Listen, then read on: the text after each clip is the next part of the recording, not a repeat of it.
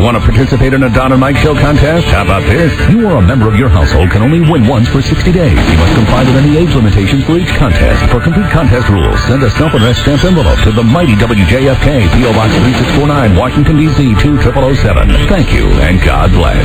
Everybody loves Don and Mike. Hey, got them on. All microphones are operating. We are ready. Here you go. Get ready for the big pre-show. Yay!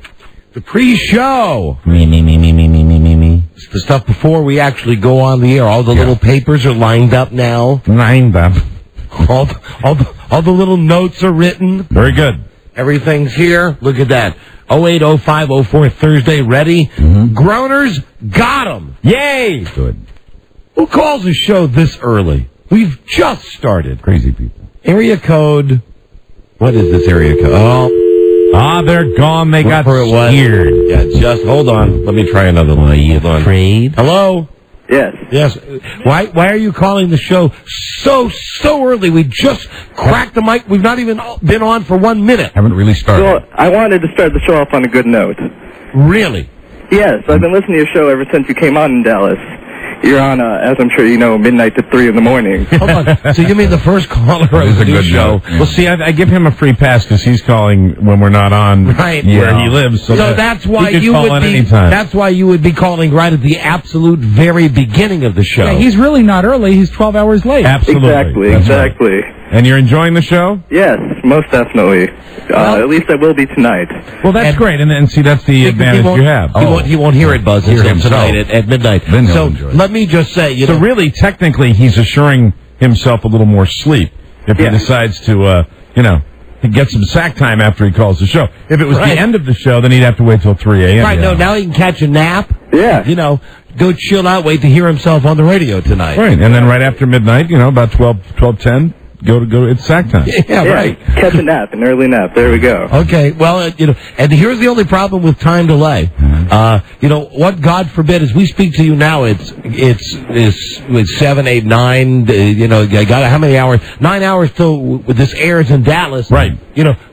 I hope nothing bad happens in the world between now and then, so we don't appear to be ignoring just dumb idiot disc jockeys. Like that is the risk that we run all the time when we're talking about tape delay. In any of the markets where we're tape delayed, we run the complete risk of appearing to be out of touch. That's it. But very dangerous. Other than that, I'm pretty sure I feel good about our homeland security. I think I can guarantee to the American people. Oh, now wait a minute. That the next Don't 9 use hours. That word. Do not know. No, throw salt over your shoulder. Okay, okay, of course, but that's what I'm discussing, Mike. Yeah. Anything can happen. Maybe, it wouldn't be a warranty either, You think there's a good chance? Yeah, I think there's a good chance that nothing bad, or let me tone it down. We never know. I think you'll like this one. Right. You like this toned down version. Even if those killer thunderstorms, which are currently plaguing the Dallas-Fort Worth area, come through your area again tonight with sweeping rains causing elevated flood levels in the Metroplex. Even if that happens, I hope we don't appear insensitive by not addressing that while speaking to you in this light tone. I think you've successfully covered it. Yeah, it'll be okay, I'm sure. So no matter what happens. Okay, cool. Anything else to contribute, young person? No, I think that's about all. Okay, that's all. And everybody else that's calling right now, you just wait till the phone scan. Right. Yeah. Wait till the phone scan, or wait until we're talking about something you can talk about. Absolutely. Because now they're all going crazy, like you're all going to get in now. Sorry. Nope. We have completely lame groaners. Yes, we do. Hello, this is Scott Shannon. And I'm Milburn Drysdale. I'm a superstar disc jockey from New York City. And I'm president of the Commerce Bank of Beverly Hills. Where can men on Wall Street go to get a new scrotum? This one says, careful, Chester. Right. The New York Sack Exchange. There you go. Thank you. Mill Drysdale. Every now and then I like to write them myself because they're so lame. What is the most popular classic rock band among dyslexics? Of course, it's Hot. That's like 2 Foghat jokes in 1 week. And here you go, final one. Hello, This is Michael Scott Shannon. And I'm Milburn Drysdale, president of the Commerce Bank of Beverly Hills. What do you get when you cross a pedophile and a pirate? Arr! What? Kelly!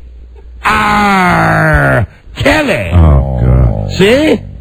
Don't you get jokes? Hey, no. Yeah. Don and Mike Show. Wow. We're still not paying for those. No, we're not. I can't believe it. Yeah. You can call Don and Mike anytime from anywhere in America. 877-365-3636. They're ready to believe you. Right. And where's the little girl, Julia? Hello. Hi, Julia. Based on a true story, he was a neo-Nazi with one true enemy. Himself. A man of faith, a man of hate, and a soul torn apart. Viewer discretion advised. You know what my guys love about this show? What? It's free. Yeah. Good afternoon, Mr. and Mrs. They'll poke you in the eye and all the ships at sea. Remember their guarantee. No fake breasts, no condoms, all naked sex, and entertainment value. Here are Don Geronimo and Mike O'Mara. All right. That's a good one, Rob. Hello, hi, thank you for listening, everybody. This is the Don and Mike Show. A new episode on this Thursday. 08, 05, 04. Hi, Don and Mike. Buzz Burbank here. Yes, hi, Buzz, and thank you for listening, everybody. This is the Don and Mike Show, and it's Thursday. It's August 5th, 2004. Call us from anywhere in America, 877-365-3636. You're not going to get me with the watch thing. No, I was... You were checking the date. Yes, yeah. Okay. Gotcha. All right, I'm good. with you. I knew you were paying attention. It wasn't a diss. You simply were looking to make sure that, your watch said the date that I just said. Yeah, I had to write a couple of checks today. Got it. Okay, and I know what those checks were for. You're welcome. That would be, of course, you're not saying you're welcome to me. No. You're saying you're welcome to somebody else. Thank you. We're on, you can tell in the first 10 seconds of a show, John and I occasionally will do this little gamesmanship to see if our brains are working as one, as they're often wont to do. And let me tell you something. It is working today. I witnessed it. I know. Do you use red ink when you sign? No, I do not. I was just curious. No. I'm curious. No, I believe we should move forward now. No, I'll just mention this, Mike. That I signed some document. Here's my problem. Is that pretty much whatever they put in front of me, I just sign. Right. Whatever the new release is, the things that, you promise that you're not going to give scabies to your fellow Viacom CBS employee. Right. I just sign. Here you go, right here. Did we have to promise? Here you go. Now, yes, Buzz, you didn't sign the scabies memo. As you know, Friedlight, 23 years. Please wait with gratuitous applause. Saturday, right? Yeah, Saturday's our 23rd anniversary. So, getting a car, going out with our good friends Buzz and Marcia, and they wanted a fax thing about how I'm going to pay for this. And Rob said to me, "Oh, you got to sign this thing." Frida filled it out, and then I signed it. And see, it just doesn't look right because I signed it using a red Sharpie. Yes. And apparently, when my wife is going to the bank with checks and junk, they don't like it either. Technically, only black ink is legal. Right, but I love before T.O. made Sharpies famous, I've been a Sharpie lover since day one. I know. And Mike signs all his checks still with the big feathered plume, right? I do, yes, much like in 1776. But anyway, Mike, I sign the pens the way I like to. Of course, John. My point is that here, the ink is red. Yes, it is. The ink is red. Thick and red. Much as the ink thick red plume. that I'm sure you used as well. Yes, of course. Hold on, I did indeed. let me try the happiest place on earth. Now, you might know this as Disneyland. You might know this as Knott's Berry Farm or, Six Flags. But no. Or heaven. No, I call it my house. Your abode, your humble abode. And what is all the fun ended there? Oh, for goodness sakes! Now this is not real. This is really not right. Hello? There he is. Hola. What? Yeah. Yeah. Hi. Is Mom there? Yeah. Okay, I got it. May I speak with her? Yeah, sure. Thank you. Okay. Computer's now filled with pop-ups, but I just opened it. Hello? Hello. Just went on. Okay. Okay. Are you on a speaker? No, do I sound like it? Yeah. Well, because I can hear the other combatant No, on the he phone. was just telling me something about the computer. Okay, I got you. Here's the first. I want to say to you, honey, darling, because Yeah. you're going to be working tomorrow. Right. And I don't want to call you at work, and I always call you. Well, I call you all the time, but I always call you right before on our anniversary to say I love you, and I love you, and it'll be 23 years for us on Pretty good. on Saturday. So now I will accept the gratuitous applause, survivors. Yeah. So I won't have her on tomorrow because she's going to be at work. Mm-hmm. So anyway, I love you and all that jazz. I love you too, Sugar Bear. It just it keeps getting better. Yeah. Oh, that's very sweet. I would have to say yes, it does. Here's the part that's not getting better, though.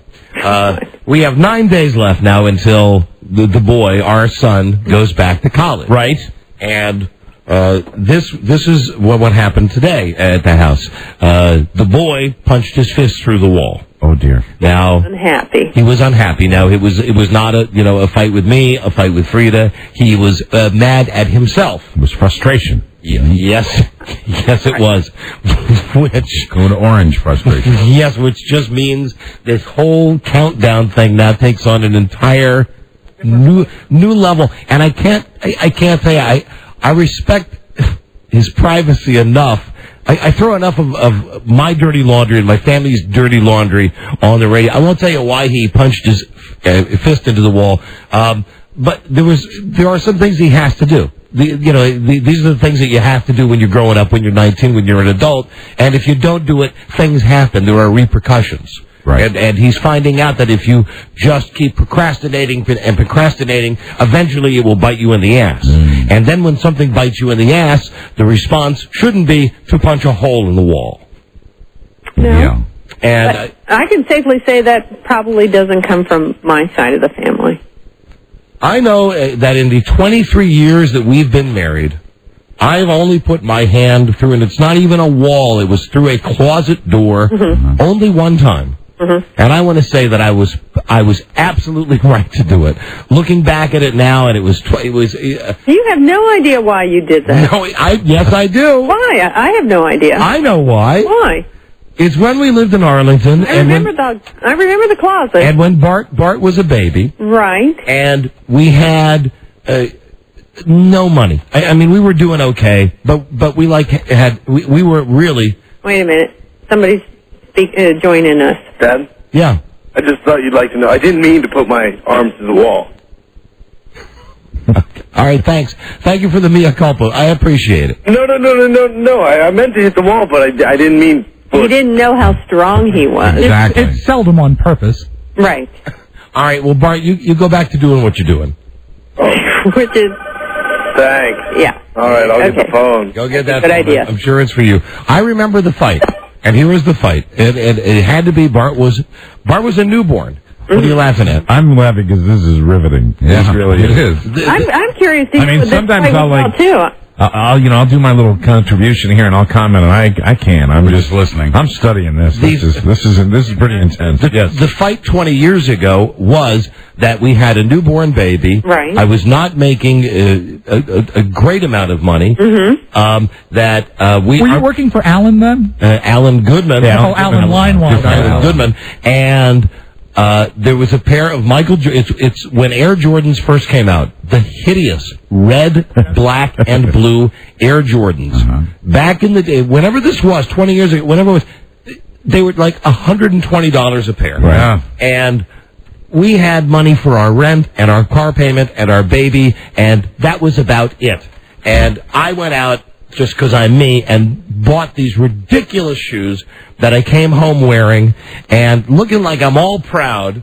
And you said something to me like, great, we can't pay our rent now, but I'm glad that you have those clown shoes on. And I said something like, hey, these are cool shoes. Yeah. And you said something to me like, you're a parent, you have a baby that's sleeping in the next room that needs food, and we have to pay our bills, but you went out and bought Air Jordans, and you don't even play basketball. And, at that point, I was mad. I was, it was that age. You got a newborn. Yep. Your life has entirely changed. And I just went, I can't take this. boom! And I was surprised that my fist even went through. And you didn't mean to. It runs in the family, superhuman strength. But no, what it was like a door to where the air filter was. So it was one of those doors that has the slats on it. So it wasn't like really. It wasn't solid. It wasn't a walnut door. Not like you were breaking cinder blocks with your forehead. Not at all. It was a weakling even back then.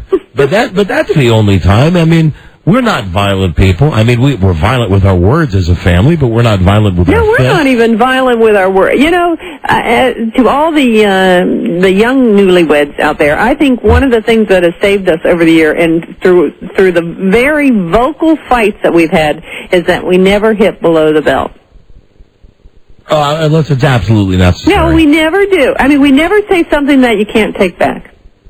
Okay, but you are the winner at saying the cruelest thing, though. No, I don't. Sugar, if you knew what I was thinking, what I say is the tip of the iceberg. Honey, I've heard this many times. It's Mount Vesuvius. I've heard this. You know, if you think I've given you a hard time, I've only told you one or two things that I would tell you. I've never said anything about your family, or you never critique me on my looks, or I don't critique you that way. You're beautiful. They're never cruel. You're beautiful, and I look like Jim Belushi. You're very sweet. And incidentally, that's a compliment for me. Now that I can say I look like Jim Belushi, now that I lost some weight, right? For me, that's like a handsome role model to tell people that I look like Jim Belushi's body. Oh, with Dustin Hoffman's face, which is nice. Anyway, happy early anniversary. Well, thank you, my sugar bear. And just think, only about a week, you know. I know. And how about you could take everything back that you said? Isn't that the rule? Not everything. No, there's some things that a person will never let you forget. Okay, well, maybe that's why I'm not married. Anyway, just 9 days now until Mr. Wonderful goes back to college. Yeah, I know. And I won't get into the details on this, but let me just say, he is Mr. Last Minute, and not only is he last minute, here's the thing about him, and I hope this serves him well in life. Mm-hmm. He's last minute, and he's lucky. He's got the 3 L's. Uh-huh. He's lazy, he's last minute, and he's lucky. There you go. You know, he's got a couple of things he's had to do. That'll get you far. He's procrastinated. Got me through college. Thought today that the world, that was it. It was upside down. Are you saying that those 3 L's apply to you too? Oh my God, lazy, absolutely. Last minute, and lucky. I think a lot of not now as much as when I was in college, but when I was in college, okay, absolutely. Because I remember I got an macroeconomics exam back, a final that I got a B+ on. And I wanted at that moment to stand up in front of the class and go, today I consider myself the luckiest man on the face of the earth. But yeah, I mean, I crammed for every exam I had. If today you're not lazy, last minute, and lucky, you're none of those, or you're just... I am not. That's why you got to start with him. No, bring it on, baby. I'm ready for you today. I will tell you that I'm still a little lazy. I am... very, very last minute on occasion, but I am not lucky. You are lucky. No, I just got back from Atlantic City, Frida. I am no longer lucky. We're all lucky in life, Mike. Lucky in life. I don't count your blessings, Mike. You know what? I get a bill that comes in, and I pay my bill now online the day it comes in. So I am not last minute anymore. No, I don't do last minute stuff. You know, I really don't. Anyway, my kid is. It's the 3 L's. And common, I think. And the 4th L would be, of course, love. Because, gosh, I love it. You know, I know what she's getting at. I know what she's getting at. What? It's a birthday thing. I heard the laugh. I heard the chuckle. See, I know you sometimes, you know. I'm easing back on you. See, I've mellowed in my old age. I was sitting, why is she doing, and then I'm like, yeah, that's it. I am last time. Because you said you'd get her something for her birthday. No, I don't even say all the things I'm thinking. With you either. I mean, it's the same thing. It's just, I know that you're not one to get to work really early. Right. You know, so I would put you in the last minute category there. Yeah, but I mean, I have a time that I'm expected at work every day, and I'm usually there. You know, I'm not like coming in at the last minute, you see. The last half hour. Don't you were early today. Don't worry, sugar. Don't get nervous. I'm No. I'm not. Listen. She can pick on me. Pile on me. Don't pile on the other guys. Don't worry. You know what? I don't have a woman that is married to me currently. So right now, you know, it's something that I sometimes it's a little refreshing to get a little of this. It's gentle, and it reminds him that he's glad to be single. It can never be refreshing. I think really that right now I'm content. Even as I tell you now, after almost 23 years of being married to the same woman, and I love her, it ain't refreshing. And I say that, and I love her. Sugar, because he doesn't have to come home to me. So he doesn't mind. All right, well, darling, here we go. That's the update. Kid puts fist through wall, but again, lazy, lucky, and late. That's his story, but he's going to pull it all together in time for the big caravan down to Clemson next weekend. Very good. As he goes back to college, and then we try to get our life back to normal. All right, baby. Love you. I love you too. Happy early anniversary. Thank you. I look forward to celebrating with you. That's right. Ellen and Buzz and Marcia. Yeah. We'll see you then. The only couple that can beat us in the longevity. Yeah, that's you guys together. That's quite a fellow survivors. That's over what is that, like 100 years of marriage? Yes, between us. Yes, it is. That's a lot. All right, baby. I'll see you. Sweetie. All right, goodbye. So that's throw my 13 in. That would be something special right there, wouldn't it? I do have to mention a lady we talked about yesterday. What? I'm laughing at myself. Is that 13 combined? Yeah. Mm-hmm. Yeah, 13 combined. 7 and 6, I believe. Give or take. Give or take. 157 months in toto. Happiest months in my existence. Absolutely. There's some of what you say that's true, but there's some of what you say that's, you know what I mean? It's the good and the bad. That's what I'm trying to say. If you are looking at the person that realizes that you deal with what life lays in your lap. You deal with it, and you go on. And, and I believe me, it's an old cliche, what doesn't kill you makes you stronger. That is very true. Mm-hmm. Right. Or you kill her. That's simply, never. That's the other rule. And I know you wouldn't do that. You're no OJ. You're neither one. You're no Scott Peterson. You're no hacker or whatever that dude's name is. Those guys are scum. I mean, if you deal with a bad relationship, you deal with it. That's what happens. That's life. Right. You know what Mike does? And you love your kids. I mean, that's what I tell everybody. Seriously, no matter what life throws your way, if you bring little warm bodies into this world, you take care of your kids. Number one.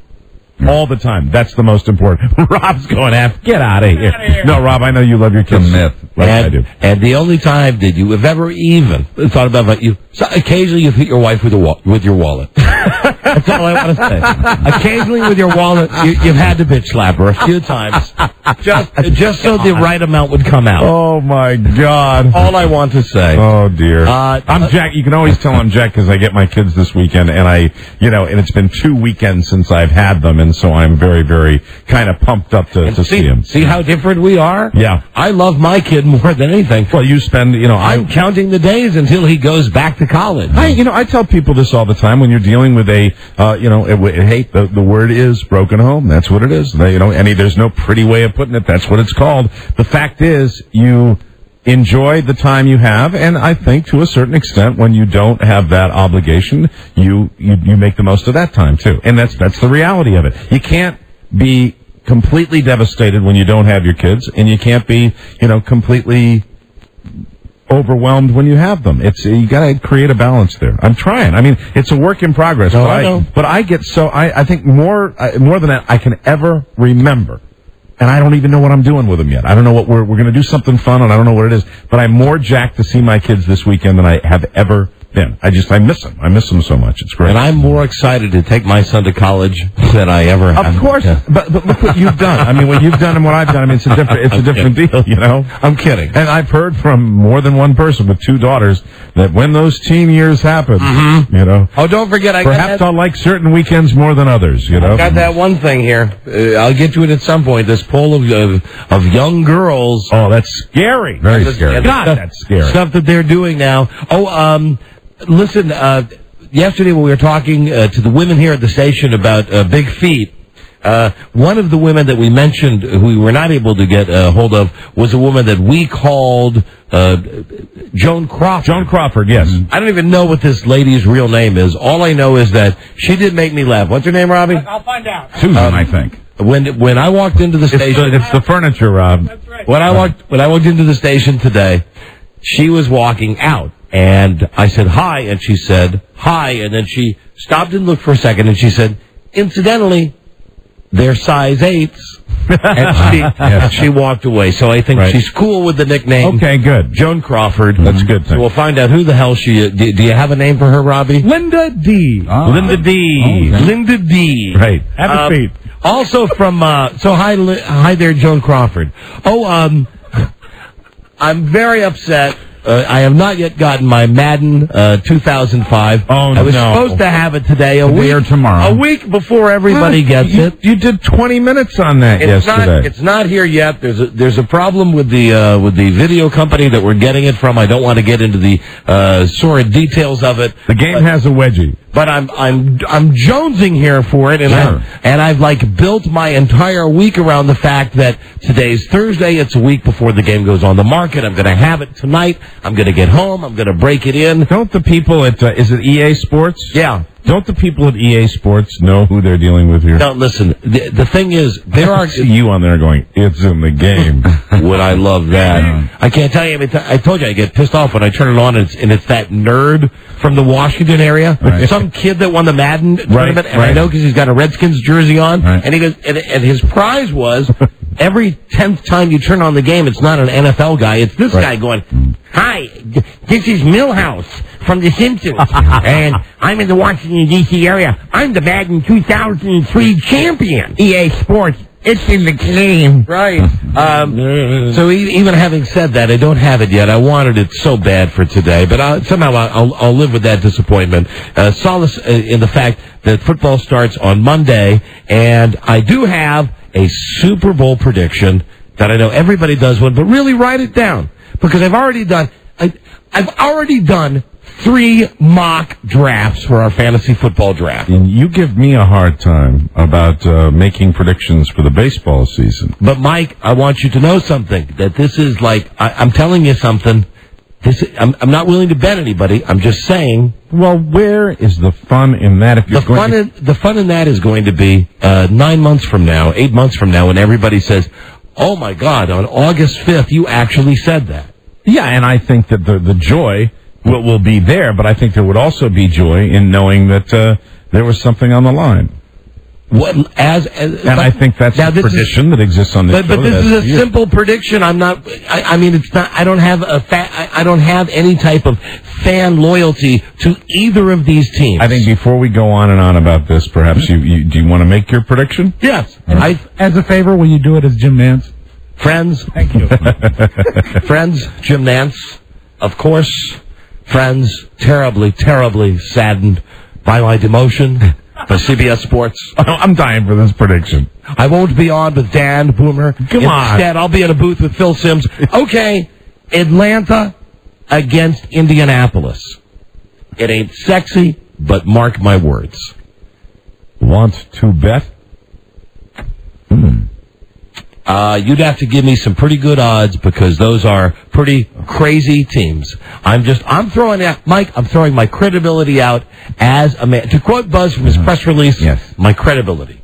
That's what's on the line. I don't care if people call me in December if both these teams are in the playoffs. You don't like paying bets off. Say you're a dope.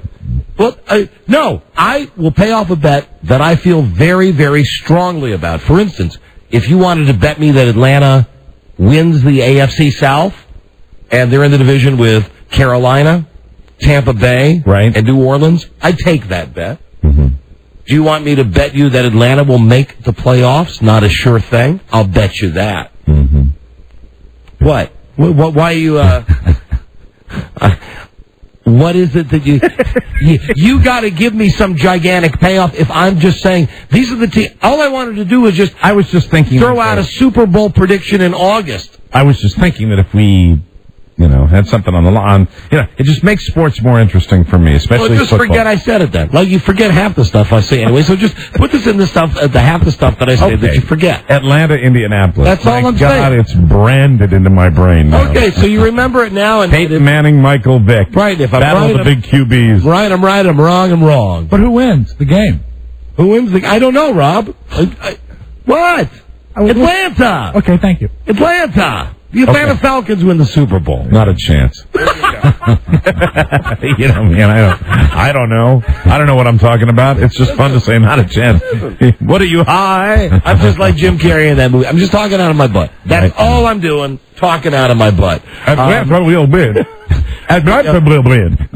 girl up, I got a lot of stuff I want to get through here. The girl up front, Carissa. Right, the girl who is the temp. Yes. Dig what I heard about this girl yesterday. I heard that besides the fact that she's dating Greg Edger, which means very... Well, is she dating or did they just go out to lunch? They went to lunch, and very soon... She's not. She's with child. No, stop it. And Mike, the child that's already been found out, the child's only 1 day old, the child has VD. Oh, stop it, my God. Oh, look at Buzz. What? Buzz gave you that. Oh, my goodness. What? Do you know Carissa? Is that what it is? Well, no. Well, I mean, we just chat when I go by, and I just, you know, I'm She's very nice. just an innocent victim, really. Oh, no. We're just having fun. She's not innocent if she went out to lunch with Greg. Well, not anymore. I think what it is that her judgment was clouded by the bright lights of show business. No, stop it. It was the glamorous Greg Edger Right, comes you up. see, hate man, away from microphone now. Okay? Gasoline pourer.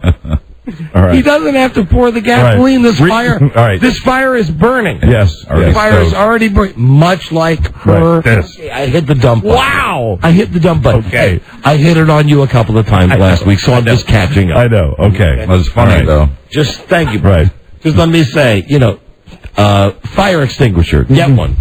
Immediately. Right. Apply. Yes. As needed. After you've been with Greg Edger. Even having a meal with him. Greg Edger, the real enchilada. You can get VD from this guy if you're at Applebee's with him. All you got to do is use the same ketchup squirter, and you get VD from this guy, Greg Edger, this guy that works here. Oh, man. You know, we better break here. And we can walk by Carissa's desk. I have no problem walking by. And what I have the story that I have to tell you about her is something that she does. She's a temp. Yes. Something that I've discovered that she does here at the station. Oh. I can cover this in just a couple of seconds when we come back from the break. Like to tell everyone, we don't have any hard evidence that Greg Edger has venereal disease, and to the best of our knowledge, Mr. Edger and the lovely lady at the front simply went out to lunch together. Well, here's our production wizard, John Norman. Hey, John. Hi, guys. Just thought you might like to know. Greg was a little uptight about you guys busting his grapes yesterday. Oh, he was? A little bit. He was upset. Comes with the territory. If Greg wants to call in and yell at it, it's okay. Call in and yell. Love to have him. That's okay. Greg's been on the show before. Absolutely. He's cool. You just got to know. You going to take the temp out? Dude, you got to, park the car 2 blocks away. I learned that the hard So that everybody in the building... Right, when Mike went out to lunch with Rhea, and Mike doesn't have BD... He got busted, yeah. When I... Jesus. I'm not saying anybody has VD, right, Mike. no one has VD. And, the thing is... A lot of people do. Well, a lot of people. When I took Rhea out, for whatever reason, it was, WJFK Day at the restaurant. There were, I believe, 1, 2, 3, 4, 5, 6 employees of the radio station at that restaurant when I wanted to have my secret lunch. Do you know, really, the thing is that the people here congregate in one of the cancer corners. There's an upstairs cancer's corner and downstairs in the parking garage. Right. And, of course, people watch who comes and goes, and this is what people talk about. I mean, by the time I pull in, whoever is hanging around downstairs, the first thing I heard when I got to work the other day was, hey, did you hear about... that's the way the office got about Edger. Edger took a... I won't even tell you the stuff I hear about James the intern, who you just met today. Yeah, who is eavesdropping on us, and is eavesdropping on us always. Hey, bastard, stop it, because I know a lot of stuff about you, James the intern. I know an awful lot about you. You take it easy. He's pretty cool. I don't get that one at all. Just very cool. Look at him. Really? Don't you get the impression he's so cool? I think he's a cool kid. He's very cool. Yeah. He thinks he's cool. He does. He sure does. Convertible. Right. Anyway, there's an awful lot of talk going around about James the intern. Really? Yes, there is. Interesting. These are stories that I've not brought to anybody's attention. Well, now I want to hear all of them during the commercial break. Well, I'd rather tell them all on the radio. Anyway, I heard something about this girl that's working up front. Nothing that has to do with any disease or anyone who works here. Thank goodness. It's the way that she does one of the menial tasks that they ask her to do here at the station. I thought it was a little odd. Or perhaps, odd not the right word, perhaps an idea that others will embrace. Okay. Perhaps an innovator. Perhaps, yes, an innovator. A great new way of doing a tired old chore. All right, excellent. Okay, so we'll talk to her and other stuff when we come right back. This is the Don and Mike Show. Too busy to meet new friends? The WJFK Dateline can change your life. Log on to WJFK.matchlink.com. 106.B. Shut up! Shut up! Shut up! WJFK. Yes, we are. This is the Don and Mike Show. Okay, hi, this is Dorm Radio, DORM, broadcasting live from the basement of the Science Building. Great. Another week and we're ready to roll. You gotta love the stuff on that Dynamite Show.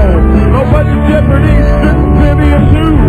Howie Love Connected just waiting for you. We gotta get right, because we wanna play. The Dynamite Show is coming your way. So get ready. I mean get ready. There comes the Dynamite Show. It's an everyday party. We've got it to produce and fuck with the news. They're gonna get a kick started. You gotta get ready. We're already psyched. All my rowdy friends just love that Don and Mike. That's video from Tom Monroe and his tribute to life in the big city. Downtown's the place to be. From Tom's disc entitled Tom Monroe Sings Petula Clark. Little help from Mike McDonald and the Doobies on that one. On the Jerry Todd Show. Nice to be with you. Whoops, we got the wrong super up there. Let's try that. On the Jerry Todd Show, there we are. Good morning in the wee small ones of a Saturday morning. We've got some fine video for you and a little chat and hopefully lots of fun. And we'll have some more video for you. But first, let's pay some of those bills. I watched the Jerry Todd Show. Jerry Todd. How are you anyway? Jerry Todd with you. Glad you're along for the ride. Maybe you're at home this morning or at work or just around about anywhere enjoying the fine video. Meantime, let's look after some business. We provide this as kind of a public service of the Jerry Todd Show. It's from the community chest. And it's a lost dog announcement. If you're in the vicinity of Ellesmere and Morningside, be on the lookout for a little lost doggy. If you're in the vicinity, meantime, keep your eyes open for the little doggy, and we'll see what we can do. Meantime, on the Jerry Todd Show, whoops, that's the second time we've done that this morning. On the Jerry Todd Show, nice to be with you. Let's see if we can get a different color on that this morning. These are called supers, you see, because they're in front of the picture. Let's see what we can come up with here. Don and Mike Show. Sanitized for your protection. Don Geronimo and Mike O'Mara. Do let me mention that today we're playing for $1,400. Wow, that is a jackpot. With the secret sound, the common everyday sound. Wait until you hear the touch tones. We'll tell you when it's time to call in for that. Also, we'll have an NASCAR segment on the show today. Remember, we were going through our mailbag yesterday, or I guess it was Tuesday, and we got that CD from that senator from North Carolina. State senator from North Carolina. Right. He's coming on the show today, too. We got so much stuff to get to. Let me see, in no particular order before we call the receptionist. Mike, I did watch Amish in the City last night. Yes.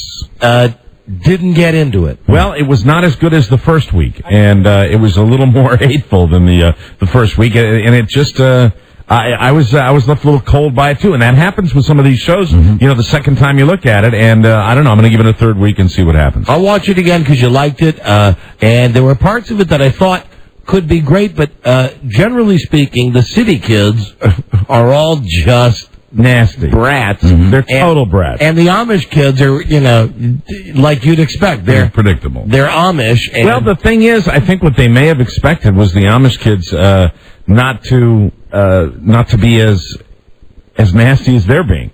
So, I mean, what you're really getting is a lot of screaming matches. And the bottom line behind all this, the way I'm getting it, is the city kids don't think the Amish kids clean up after themselves. I think that's the gist of it. And, that's fine once, but now it's like that's all they argue about. They showed plenty of the Amish kids, though, complaining about the city kids not cleaning up. And the Amish kids complain about the city kids' behavior towards them more than the not cleaning up. And then when they were on the bus, the Amish guy... Are you retarded? And here's what I played. It's not a rhetorical question. Are you retarded? Well, the guy, you might be somewhat right there. He kept pulling the string that makes the bus stop. Because he's never been on a bus, and he liked hearing the bell, and he was just pulling it. But what gets me is none of the other kids were saying, hey, that's an indication, a signal for the driver. Are you retarded? To stop. They didn't do that. They just let him do it. So I wanted to stay with it. But I say I T-vote it again. I'll watch it again. We'll see what's happening.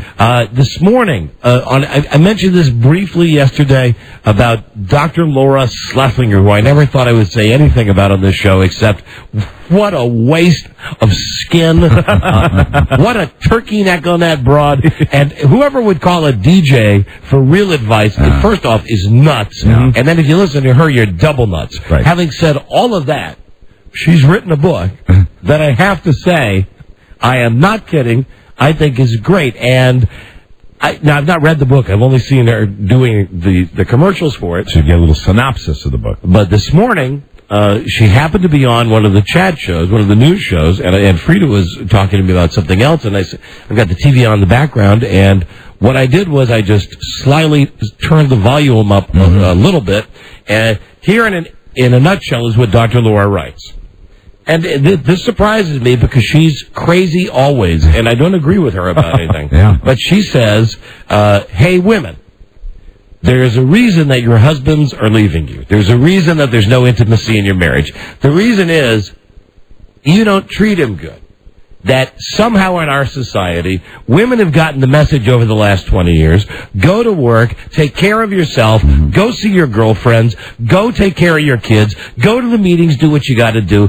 Don't give your husband a second thought. And she said, your husband, meanwhile, his whole life, all he does is live to please women. Who's the first person your husband sees when he's born? His mom. Who does he live to please? His mom. He still lives to please you. He does all the little things for you, yet all you do is dwell on the negatives of him. What's the problem with the woman? And, of course, the host on this show, whatever this uptight broad name, she says, well, I would hate to be subservient to my husband. At which Dr. Laura says, there's nothing wrong with that. And then this is the part I'm praying that my wife hears. Dr. Laura says, now, there could be times that your husband's going to want to have sex, and you don't want to have sex. You know what the answer to that is? Tough. It's easier for him to get what he needs out of it, and you will feel more intimate and more in touch with him. So the answer is just, and the lady on the show, the lady on the show is like saying, but aren't we caving in to them? And she says, yes, but don't they cave into us? Don't they bend over backwards to try to do everything to us? And then she says the one thing that, I certainly don't feel this way, but it was so great because Bart's been out of the house for a year now. Right. And, just imagine we're having our 23rd anniversary. I love Fredya. Everything's great. But Dr. Laura says the prime time when this happens is when the child leaves to go to college. When the man is looking at things, his son is 18, his daughter's 18, they've left the house, and all of a sudden he looks around and says, why am I still here with a woman who seems to despise me? Wow. Now, I'm watching this with Fredya, and I'm not saying a word. Right. But I notice, as we're watching this segment, she starts, rubbing my shoulder and, give me, little, not... So Dr. Laura's a positive influence on your wife. Maybe. I don't know. See, I played it wrong at the very end because at the end of the segment, rather than say, God damn, go buy that book, go learn something, she didn't say anything. Fredya said, well, that was interesting. And I said, yeah, it's the exact same spiel that she used on the Today Show, which it was. It was the word for word. So who'd have thunk it? You're sitting here backing up Laura Schlesinger. Hey, listen, I say this as a guy that's been married for 23 years. All I hear Dr. Laura preaching is, what's wrong with a woman saying, I'm going to try to make my man happy? Right. What the hell? What the freak is wrong with it? But you are happy, so it's not even relevant to you. No, it's not. But as always, I'm thinking of others, Mike. I can't help it. Anyway, it was a great. Well played. It was a great awkward moment. Sure. Yeah, it would have been in almost any home. Great awkward moment. Well, I just want to say, since you described the book, I hadn't heard the description. I just want to say. Yeah. Right. Gotcha. Now, bravo! Now, about the receptionist. Yes, here's the reconnaissance on her. We spoke with her yesterday. Now, her name, I keep getting mixed up. Carissa. Not to be confused with Clarissa from Clarissa Explains It All. Right. How it is that I know this show, don't ask. God. I love the theme. It was Melissa Joan Hart, right, before she was Sabrina the Teenage Witch. And I think I had pictured... I remember your little fascination with her. I had pictured her at an early age, so as not to sound perverted, to say that I thought that she had potential to be... That was one of your greatest disappointments. Beautiful woman. Well played. She got early wall syndrome. She let me down. So, about... Carissa. Here's the deal yesterday. Late in the day, she's working at the front desk. Mm-hmm. They have given her a bunch of envelopes to stuff and to get in the mail. Right. Here is how she is getting the envelopes done. She puts whatever it is inside the envelope. She has a little thing of water next to her, a pitcher of water, and then she pours in a little bowl. She takes her hands, puts her hands in the bowl of water. Then takes the envelope and rubs her hand over the part of the envelope that has the glue on it, and then, folds it down and does it and puts it to the next side. Okay. And it was very interesting to watch a girl do this with I don't know how many different envelopes she had, but you do risk a paper cut, I would think, when that happens. Yeah. Yeah, and what she was doing was taking bottled water. She was sitting at the front desk after whatever ran out in the little bowl. Right. When I walked by and saw her, here's what was happening. She's got her hands over the trash can. She's got a big-ass bottle of Evian. Oh, certainly the finest. So what she's doing is she's just glug, glug, glug, glug, glug, glug, glug, pouring it on her hands, setting the bottle down, then going back to the envelopes, wiping her hands all over the envelopes to get the glue dirty, and then shutting the envelope. Wow. Most businesses would have a sponge that you would do that. I'm sure we don't have a sponge. I bet we don't. I bet we do. I bet we don't have a sponge. No. Yes. Daily occurrence. Yeah, you poured welcome. You poured the bottle. Yeah, hi, welcome again, Carissa. You poured the. Who gets you off on this information? You might as well give her the intel on who gave you the intel on that one. Robbie. Robbie or Robbie Gomez? No, Robbie Spiewak. Oh, Rob Spiewak. And it shouldn't have been real hard to figure out because I questioned you on it, remember? That's correct. Right. Exactly. Right. Okay. And then I didn't know who I was talking to. No, and then I did sneak around the corner and saw you actually pouring the water on your hands out of the bottle. Well, and I guess the question came up out of all this is, do we have a sponge for that job? I hope so. I'd like one. And darling, please don't take this the wrong way. On our old show, it would have been okay. I mean this. How come you don't lick? I don't like the flavor. Of the glue? Sure. It should be flavored, like strawberry, that kind of thing. Vanilla. Yesterday you expressed an interest that it might cause cancer. And carcinogenic, correct. Exactly. That only happens on Jerry Seinfeld. That's the only time. That's right. When George's fiance died from licking the envelope. Right. Poison envelope. Right. So this is so you wet the fingers and go to the envelope. Is that your? I just started that here. Oh, you just? I've never done that before. Oh, wonderful. Will you do it again? Rob, were you fascinated with this activity? It was fun to watch. Sure. Fascinated enough to bring it to my attention. Then I got to look at it, and I thought it fascinating enough to bring up on the air today. Very good. It was a weird way of doing what has got to be a boring job. Well, I got the job done, right? So. Yeah, nonetheless, it was effective. Yes, the job was completed, and I guess tomorrow's your last day, right? Yes. Oh, that's very sad. Well, we had so much fun with you these 2 days. I know. I enjoyed it too. And listen, don't forget to get your checkups. shots. Oh, God. Oh. Remember, how did John Norman put it? Boys. Bye, Carissa. Bye. Bye. Greg didn't like you squeezing his grapes or something like that? Yeah, he was uptight about the grape squeezing. Well, that was just a general that I say to anyone who's worked here. Sure. As you leave the building, make sure you get all your shots. Hey, VA. And we were discussing James the intern a moment ago. Yeah. Fascinating. Are we back on that again? That's good. Well, I just want to mention that another one of the people I talked to during the break was Beth Ann, our producer. Right. She said, now keep in mind, she's only worked here 2 months. Mm-hmm. She's also heard stories about James the intern. Really? Haven't you, Beth Ann? Yes, I have. And I said, if I've heard them, whoa. We must interview this James the intern. Well, I don't know how many. Frankly, I don't know how much of this we could even get on the air. Really? He's quite a ladies' man. He's quite a man. Yes, he's a Smith. What a man! What a man! He's a blank Smith. Yes, he is. Somebody's walking around with his collar up.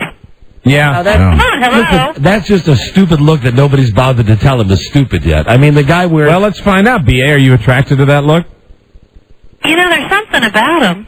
Yeah. Yeah. I mean, he can get away with it. If it were Rob or Don or Mike, Buzz could maybe get away with it. All right, so Buzz could get away with that. But if it were Robert, Don, or Mike, we couldn't. What do you do with your collar? Hey, your collar's up. Yeah, because, Don't go outside, your collar's up. Is he good looking? He's a nice guy. Yeah, he seems to be smart. He's charming. He's charming. Hold on. What makes you think he's smart? Because he's so hot. Right, okay. So all the girls think he's hot, huh? Yeah. Yeah, and how long have you had your eye on him, Beth Ann? How long have I been here? 2 months. Would you take him home, and would you be like a cat, and would he just be like a ball of yarn? No, it stops in my mind. Oh, really? Yeah. You would never act on it? No. You would never act on your desires? Not in this city. Not in this city? What about in another city? Maybe. Is your mind about to explode? All right, James the intern, get that car revved up. We're getting ready to cross the state line. Hello, Delaware. Yeah. Absolutely. A fabulous weekend in Wilmington. Now, are you going to be embarrassed now that James the intern knows that you have romantic feelings for him? No, I believe that Madonna and I basically told him today we wanted him to take his clothes off so we could see if he had any tan lines. A dalliance in Dover. Now, wouldn't that be... A rendezvous in Rehoboth. Wouldn't that be sexual harassment if it was the other way around? Only if his job depended on it, according to the manual that I've studied and memorized. You know, I'm afraid, go get him, Rob. I'm afraid we're going to have to bring him in here for a second. My goodness. James the intern. Stay on the line, please, Beth. He's a blank Smith. Please stay on the line. Interesting. Yeah, and I don't doubt that he's one of those guys, one of those sword guys. Yeah, no, but... Because look at him. He's a swordsman? Yeah. Good-looking guy, frankly, intern, and in my mind, perfectly suited. Yes. To be an intern. Mm-hmm. No chance for advancement. No chance. Now, do we even have his age? Do we know what his age is? Too young. Too young. Too young, that's all I know. Too young to be here. Absolutely. Bring him in. Here he is. Here he comes now. Big fan of the show, I understand. Too cool for school. Here's James with his collar up. How you doing, James? I'm doing good. How you guys doing? We're doing great. Good. So, you. Yesterday, Madonna and Beth Ann asked you if you would take your pants off, or yes, they wanted to see if I had a tan line. Oh, really? Yeah, they said I had a nice tan, but they wanted to know if there was a tan line. You dog. And do you have a tan line, James? Well, I don't know. We'll have to find out. No, I don't need that. Excuse me. Okay, you're in the wrong way. What, Beth Ann? That's what he said to us. Yeah. That's what he said to you. Oh, we'll have to He find kind of out. like opened up the door a little bit, and then Madonna and I burst in. So I mean that's but he like said that, and then we okay. I do get the impression Madonna's got a lot of pent up energy. James, are you aware that maybe you were listening in the other room that Beth Ann has pretty much said she loves you? I did not say that. I heard. That's how. Well, she wants him. Yes. Well, the phrase is making love, and as you know, I've lived my life under the thought that truly you only make love when you're It's not just sex. It's when you're really in love. And also, can I say for the record? Yes. You know what's better than sex? What? The cuddling after. Of course, it always is. Thank you, everybody. How old are you, James? I'm 23. 23. Yeah. 23. Now, what was that reaction, Beth Ann? What was that? He's so young. He's so young. He's not that young. He's younger than we are. What's that? He's younger than I am. Mike's girlfriend is much younger than he is. Right. 23. What's the age difference between you two? Beth Ann, how old are you? What are you, 45? 43? Yeah, 43. 43. 20 years. 20 years. Mike, that's It's a state of mind. Yeah. right. That's the You're same as young as you feel. That's the same as Mike and Carla. That's all right. Age was irrelevant when I started going out with Carla. I can work with that, BA. What do you think? Hey, how about that, BA? Now I'm going to get off the phone. Wow. See, I'm from Pennsylvania, too, so we can get out of the state pretty quickly. You know what? Yeah. So he's got the lines. He's got it down. He really does. Listen, don't break her heart. She's a good earner. All right. She's a good worker. I'll be nice. I'll be You nice. know what I mean?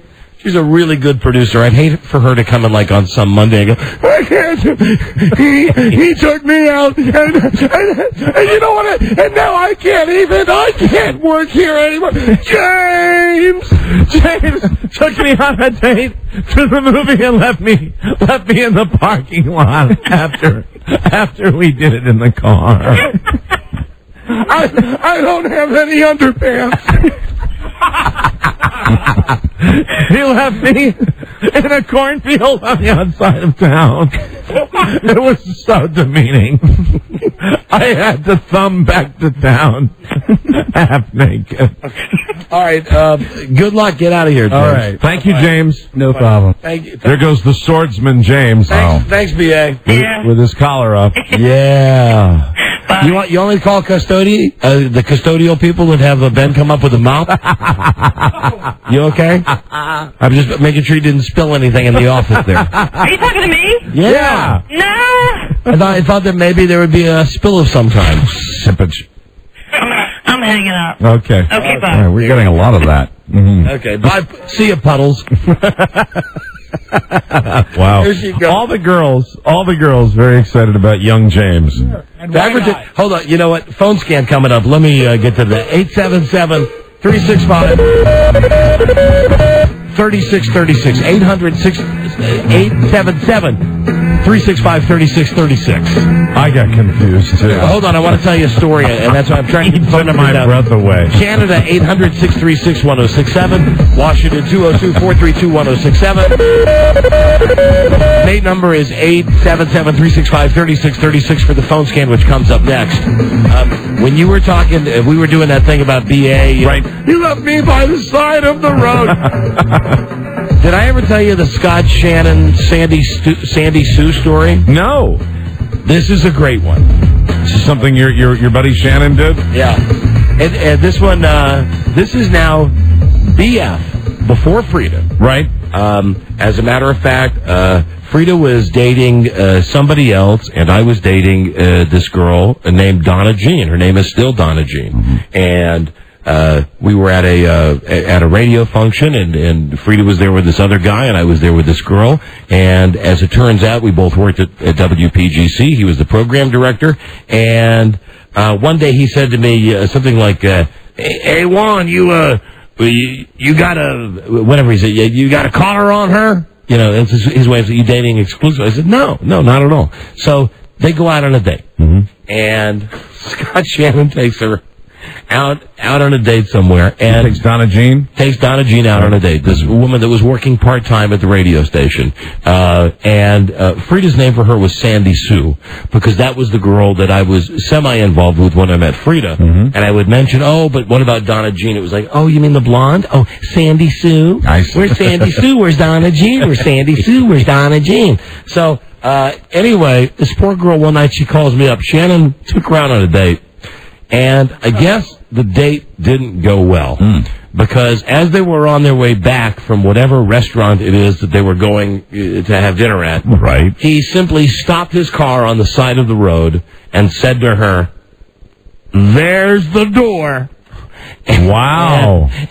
And this was before cell phones. Oh, dear. So this girl had to walk to some freaking barn. Oh, my God. Where I get a call at like 2 o'clock in the morning. Oh, my. So it was in the wee hours of the morning. Yeah, they went out to dinner, went out dancing and something. It didn't work out, and Shannon just said, get out of my car. Wow. So, like Billy Ocean. Ouch. Get in my dreams, get out of my car. So anyway, I get the call and it's like, I'm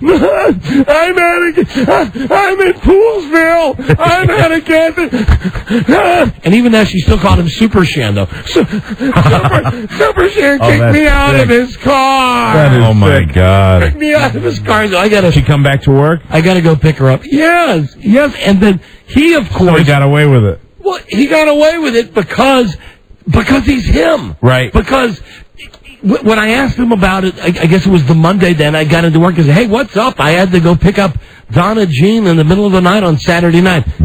Yeah, boy, you know what? You can have her. She's just not right for me. Oh, God. Things were just not meshing for the two of us, boy. So, I just said, listen, if you don't shut up, just get the hell out of my car. Wow. That was... a dream date. That was that was the story. So, see, Beth Ann, it can happen. That'd be a great segment on Eliminate.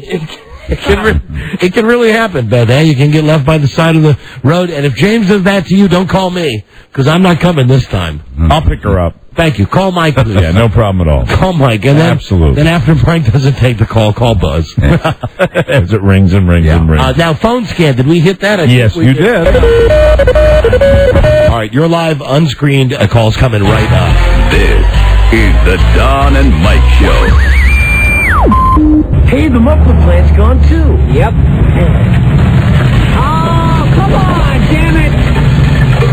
Oh, that sounds good. Melted chocolate beside the dash. That really ups the resale value. I think you're going to be okay here. They have a thin candy shell. I didn't know that. I think your brain has a thick candy shell. Your brain has the shell on it. Are you talking? Shut up, Richard. The Don and Mike Show.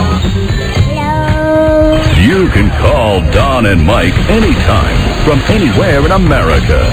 877-365-3636. They're ready to believe. Silly dilly dokio. I'm an idiot. Yeah, that's true. Yeah. They always play the Tard card. Don and Mike. We play the Tard card.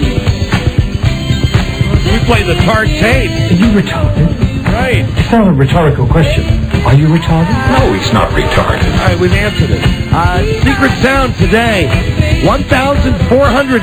That is a pile of ones. That's $1,400 for a common everyday sound. Wait for the touch. Yeah, it'd be about a foot tall, Rob. Wait for the touchstone and your chance to call in and win the money.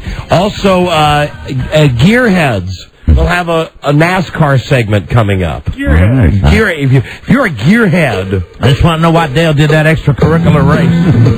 Well, we'll find out about like that. extracurricular activity. Well, I like the way you said it better the first time. Extracurricular. Curricular. I don't understand why he's out in that Corvette doing that extracurricular thing. Well, the segment is called Inside NASCAR with a guy from Dale Earnhardt.com. Oh, that's good. Dale EarnhardtJr.com, right? No, I think it's the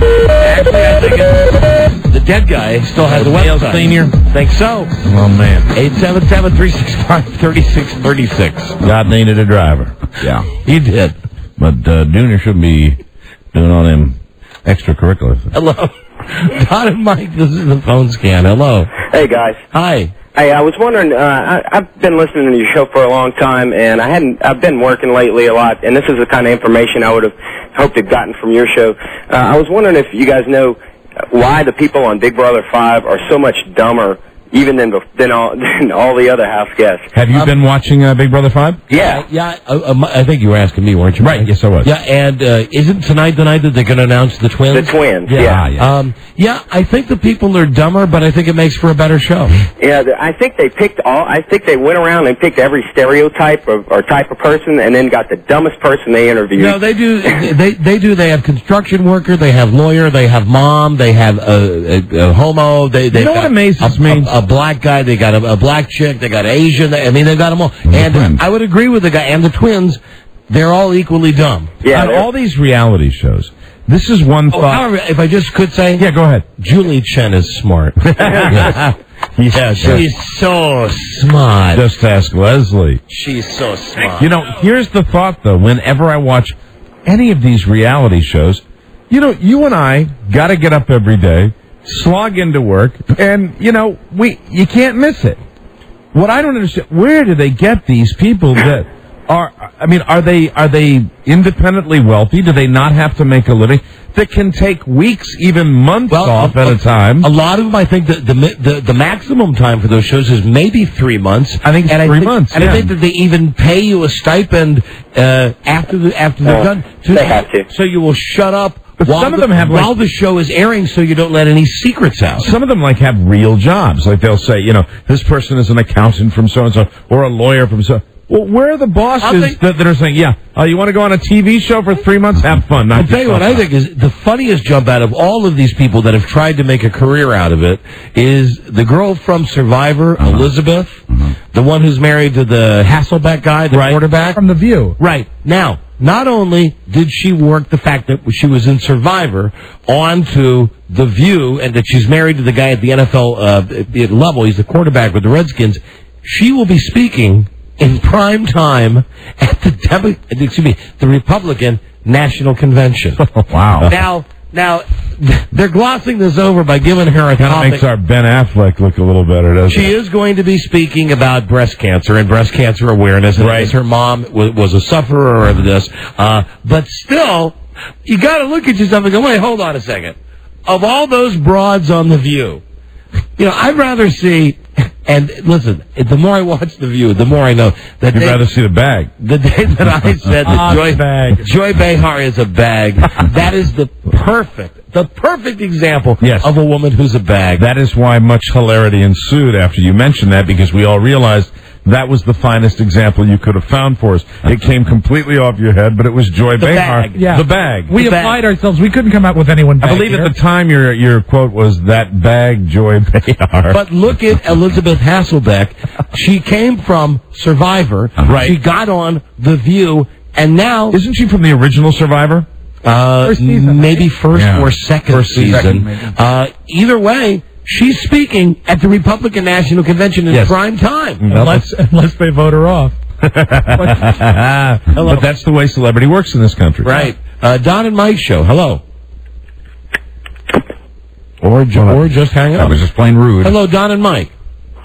Hello, fellas. Hi there. You're on the air. Hey, I'll preface this with just to letting you know this is Bob. I'm from the land of dumbass, and my mother is a whore, and she lives in Whoreville. What I was going to talk to you about is... see, you can't do that. Yeah. You can't... I mean, he's acknowledging the fact that he's going to do something to slow the show down. He acknowledges that by saying what he said at the beginning, and then, of course, we'll enjoy that part of it, but we won't let him have his say. Hello, Don and Mike show. Hello.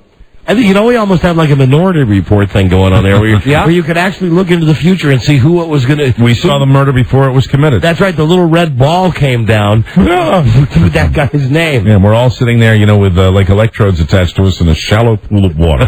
All three of us. Wearing those very asexual outfits they had on. And about Minority Report, the guy that was down there with Agatha and the other ones? Right. Was he... like getting friendly with them, or did he just treat them attentively? I think he just treated them attentively. I got the impression that he was gay from the way he conducted himself. I got the feeling in the movie Minority Report that perhaps on occasion he had helped himself. Really? To sex with, what do they call those? Those three... Telepaths? Yeah, but they had a nickname. They had something. They had a nickname for They were like the iPods or something. Right. I don't remember what the iPods. And there's another movie coming out that has with Tim Robbins, the Agatha iPod in it. Yeah, and she's got the same short buzz haircut, right? And it looks like a similar kind of movie. Yeah, in fact, weirdly similar. Hello, Don and Mike show. Hello, speak. All right, here we go. Don and Mike show. Hello, phone scan. Hey, how you doing, guys? We're doing very well, thanks. Yes, this is Teresa. Teresa Hines? Yes. Oh, boy. You're killing us, guys. You're killing us. We hate using the delay. Hello, Don and Mike show. Radio gods. Hi there. Hey, I think you guys are sitting on a gold mine there with the BA and the Intern. That sounds like a perfect name for a TV show. But Boy, it does. Kind of like BJ and the Bear. BA and the Intern. BA and the Intern. And you come out with a narrator, you know. A long time ago in a radio station in the big city, there was a woman named Beth Ann McBride. BA, as she was fondly called by her co-workers. And a hunky intern, kind of slow, but very cute, named James. Welcome to BA and the Intern. Did you find it? Yeah. Welcome, Beth Ann and James. Then a picture of them, like, playing on the beach. Oh, no, I like them driving in a big rig, like on BJ and the Bear, talking on a CB radio. You might find that you have a little better memory of BJ and the Bear than I do. I gotta be honest. Yeah. My memory on that is limited, and that title, that theme song, doesn't do it for me. It was it's what spawned the character of Sheriff Lobo. It's catchy. Hello, Don and Mike show. Hello. Hey, Dynamite. Hey, hi, you're on the air. Hey, I was just calling to comment on, you was talking about Madden yesterday, and I just wanted to let you know, because you asked how high did it go. Don asked how high did EA Sports Bio win. Yeah, the levels. Yeah, it goes up to 159.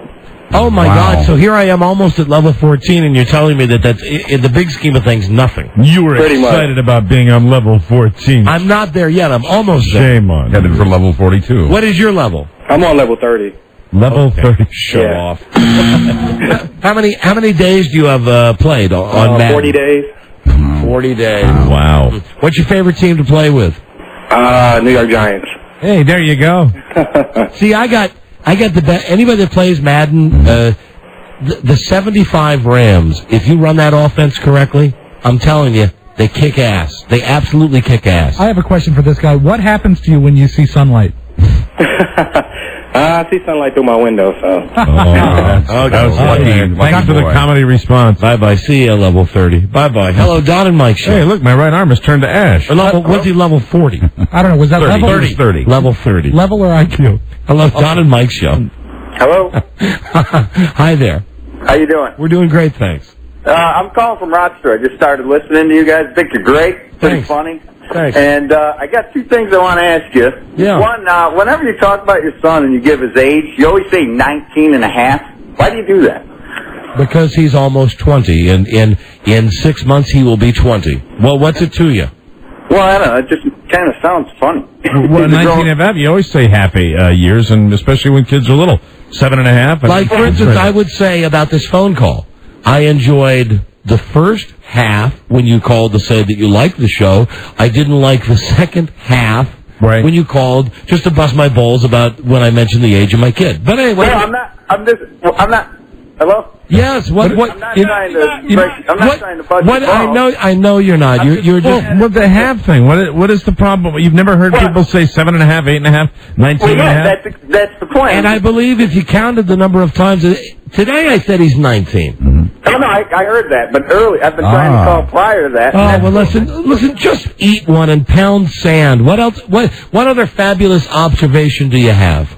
I was just curious, being a Red Sox fan, how long do we take these stupid maneuvers that they make, and they getting rid of Nomar for nobody? I mean, how long do we got to take it? You know, I don't like to talk baseball, but it's delightful that now on both points you've succeeded in alienating the hosts of the program, because I think Nomar, if you read what I've read about Nomar Garciaparra, he wasn't happy there. Right. And with the guy, you know, he had a heel injury, and when the general manager came to him, the president of the Red Sox, Larry Lucchino, came to him and said, "Hey, how's the heel?" He said, "It's fine now." Does that sound like a guy that wanted to be in the clubhouse? I think it was a good move. Listen, generally speaking, hold on just a second. We want to take some entertaining calls. Generally speaking, I'm glad you're listening. I don't think you should ever call again. I got one more thing. I'm not going to put you in the book. This is what I would Shut up. I just want to ask you a question. Are you retarded? Rhetorical question. Are you retarded? Okay. We'll give you the last word. Hold it. All right, hold on. Sir, here's your chance. We will give you the last word, but let us talk, okay? You can go. All right, go ahead. Now, go ahead. I would have hired... That was a particularly good one. Don and Mike show. Hello. Don and Mike. Howdy. Hey, how you doing? We're doing very well, thank you. When those are done that well, I laugh through 2 more calls. Hello, Don and Mike. Hey, when are you guys going to play the Where You Calling From game? The Where You Calling From game. How about we play the Where You Calling From game? Hello, Don and Mike. You go hide, we'll come find you. Hello. Buddy, Hey, you're on the air. what's up? Hi. You want to play the Where You Calling From game? Come on, hi, go. Guys, I was out at Walmart the other night and I saw something for Don. I saw the EA Sports Madden. It's a pad you hook into your TV and you can play the game yourself instead of with the control. Hey, where are you calling from? Seriously, where's he calling from? I just hung up on. Well, where's the next guy calling from? I don't know. Let's find out. Hey, Don and Mike, hello. Don and Mike. Yeah, where are you calling from? Don and Mike. Where are you? Good guy. Where are you? Thursday shot. Hey, shut up. Where are you calling from? Me? Baltimore. You lose. That was a fun game. Hello, Don and Mike show. Phone scan. Hello. I'm trying. I know you are. Hello, Don and Mike. I just keep pressing the buttons. Hello. Hello, gentlemen. Phone scan. You're on the air. Yeah, hey. I apologize in advance if you covered this already, but Don, you had this great idea for a reality show, Who Wants to Be a DJ? Mm-hmm. Do you know that there's I won't name them, a local radio station has stolen your idea? There's a lot of stations that have, but here's the thing. The stations that have taken that idea, the idea was Radio Star, and it was nothing original. It was a ripoff of American Idol. There are 4 or 5 stations across America who have done it, who have actually given regular people a contract, jobs, and put them on the air, and that's a great contest. Mm-hmm. Where are you calling from, sir? I'm calling from basement of the science building. No, but where are you calling from? No, seriously, Washington. It's a local station here in Washington. You lose! I love playing that game. Don and Mike show. Hello, phone scan. I have some news for Buzz and Mike. Yes. All right. 2 days ago here in Wichita, Kansas, a minivan ran into the back of another car, and the 2 guys got out and got in a fist fight. All right. Started with a minivan. All right. Fantastic. You calling from Wichita? Yep. You lose. Hello. Oh, where you calling from? That is a classic joke. We're not playing the Where You Calling From game. No matter how much Mike wants to play it tonight.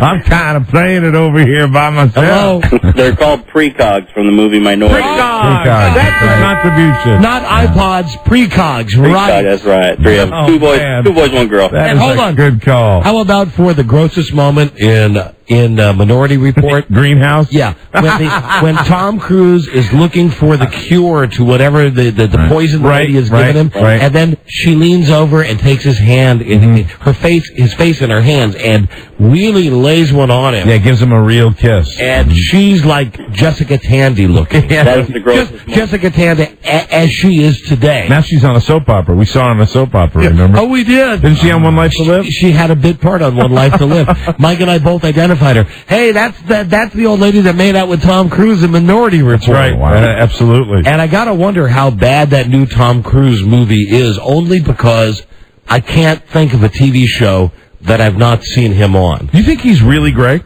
Oh, no. I heard him mention that he wore a wig. Oh, really? He got his hair partly dyed, and then he wore a wig for that gig. He credits Scientology. Wore a wig for that gig. He credits Scientology for keeping his hair brown, but it didn't work for Vince. How old is Tom Cruise now? 68. Hello. Don and Mike show. Don, you're the man, dude. Thanks. Don't I know it? What can we do for you? Hey, I swung by the local Safeway, got some vanilla vodka, a little bit of cranberry, and all I can say is yummy. I'm telling you, that's beautiful. I could go for one of those right now. We're having a party upstairs. Where you calling from? You hang up on him already. Yes, I already did. Yeah, you doing that. Yeah, I'm ruining your game, aren't I? Hello. Where you calling from? Don and Mike, don't answer that question. Hello. Don and Mike. Hey, guys, how you doing today? Okay, where are you calling from? Where are you calling from? Mike wants to know. I'm sorry. Some of these listeners simply too challenged to actually answer that question. Mike, sir, what is so difficult about answering the question, where are you calling from? Because I don't know who you're talking to. We said hello to you, and you said hello. Oh, okay. So that would be you. I'm calling from Northern California. Winner! Winner! Finally. Hey, I just wanted to say something. Did you guys notice that BA in that last segment, she sounded exactly like Mrs. G? She sounded like who? Like your wife, like Frida. You know, like, Frida, get out of here. You know, it's funny, though, calling my wife Mrs. That's a G. new one. Mrs. G. Hello, Don and Mike show. Phone scan. Hello? Don. Yes, and Mike. Hi. Mike. Hi. How you doing today? We're doing very well. Up. Last caller on the phone scan. I'm great. Guess what? What? Boston sucks. Let's go Yankees. All right, I still got to give this guy a prize, Mike. Oh. Hey. May I ask what town you're calling from? Oh, he hung up. Hung up. So unlike the prizes were going to be great, Yankee fan. So unlike you a Yankee. blew it. Yankee. Just wait until you hear the prize, Mike. Hello, Don and Mike show. All right. You never miss a jump splat. Now that is deserving of a prize right there. Not that. Well, you know, listen. You be the judge of this. What's your name, my friend? Dean. Dean, where are you from? Baltimore. On Live 105, you're the last person on the phone scan. Dean Kane. Win them before you can buy them. Or Dean Kane. Hello? But your biggest fan. Win them before you can buy them. 2 tickets for the Allman Brothers Band and Little Feat. Thursday, September 30th, Nissan Pavilion. Tickets go on sale tomorrow morning. Ticketmaster, NissanPavilion.com. Enjoy, and thank you for listening to the show. Thanks, guys. You got it. The Allman Brothers and Little Feat. That's it. Together on one stage. Hardly ever happens. Color me there. Hi, this is Surf. Oh, shut up. We'll be right back. And it's time to give away, I hope, $1,400. I feel good about it today, Don. Wow. The secret sound, a common everyday sound. We've been playing this game now almost 3 weeks, adding $100 every day. I feel really good about it today. And if we don't get a winner today, I'll give you the absolute drop dead, you'll get it tomorrow clue. How are you feeling about today's chances? Pretty good. Yeah, I do too. Pretty good. $1,400 on the line. Secret sound 877-365-3636. Be the 100th caller right now. This is the Don and Mike Show. Gee whiz, gang. Looks like the killer gutted the victim, strangled him with his own intestines, and then dumped the body in the river. You're right, Scoob. We're dealing with one sick son of a bitch. The Don and Mike Show. Forget it. I'm halfway home. The Don and Mike Show. Joe. Forget it. Joe. I'm halfway home. Where's my mom on the show? Happy birthday, Tracy, baby. I love you, Tracy. I love you, baby. What is it you wrote for him? He's the... Legendary. The legendary Joe Ardinger. How y'all doing today? Weekend's not here yet. You can't have a beer yet. No, not allowed. Well, maybe. Yeah, maybe. Trying to think of a day of the week that rhymes with farms. Monday, Tuesday, Wednesday, Thursday. No, none rhyme with farms. Open up your arms and give me some farms. Hello there. Don and Mike Show. Here we go with the secret sound. Hello. Hello. I must be caller 100. Yes, you are. Hey, thank you for cluing in on that. What's your name? My name is Jim. I'm calling from Oakland, California, listening on the trainable 1550.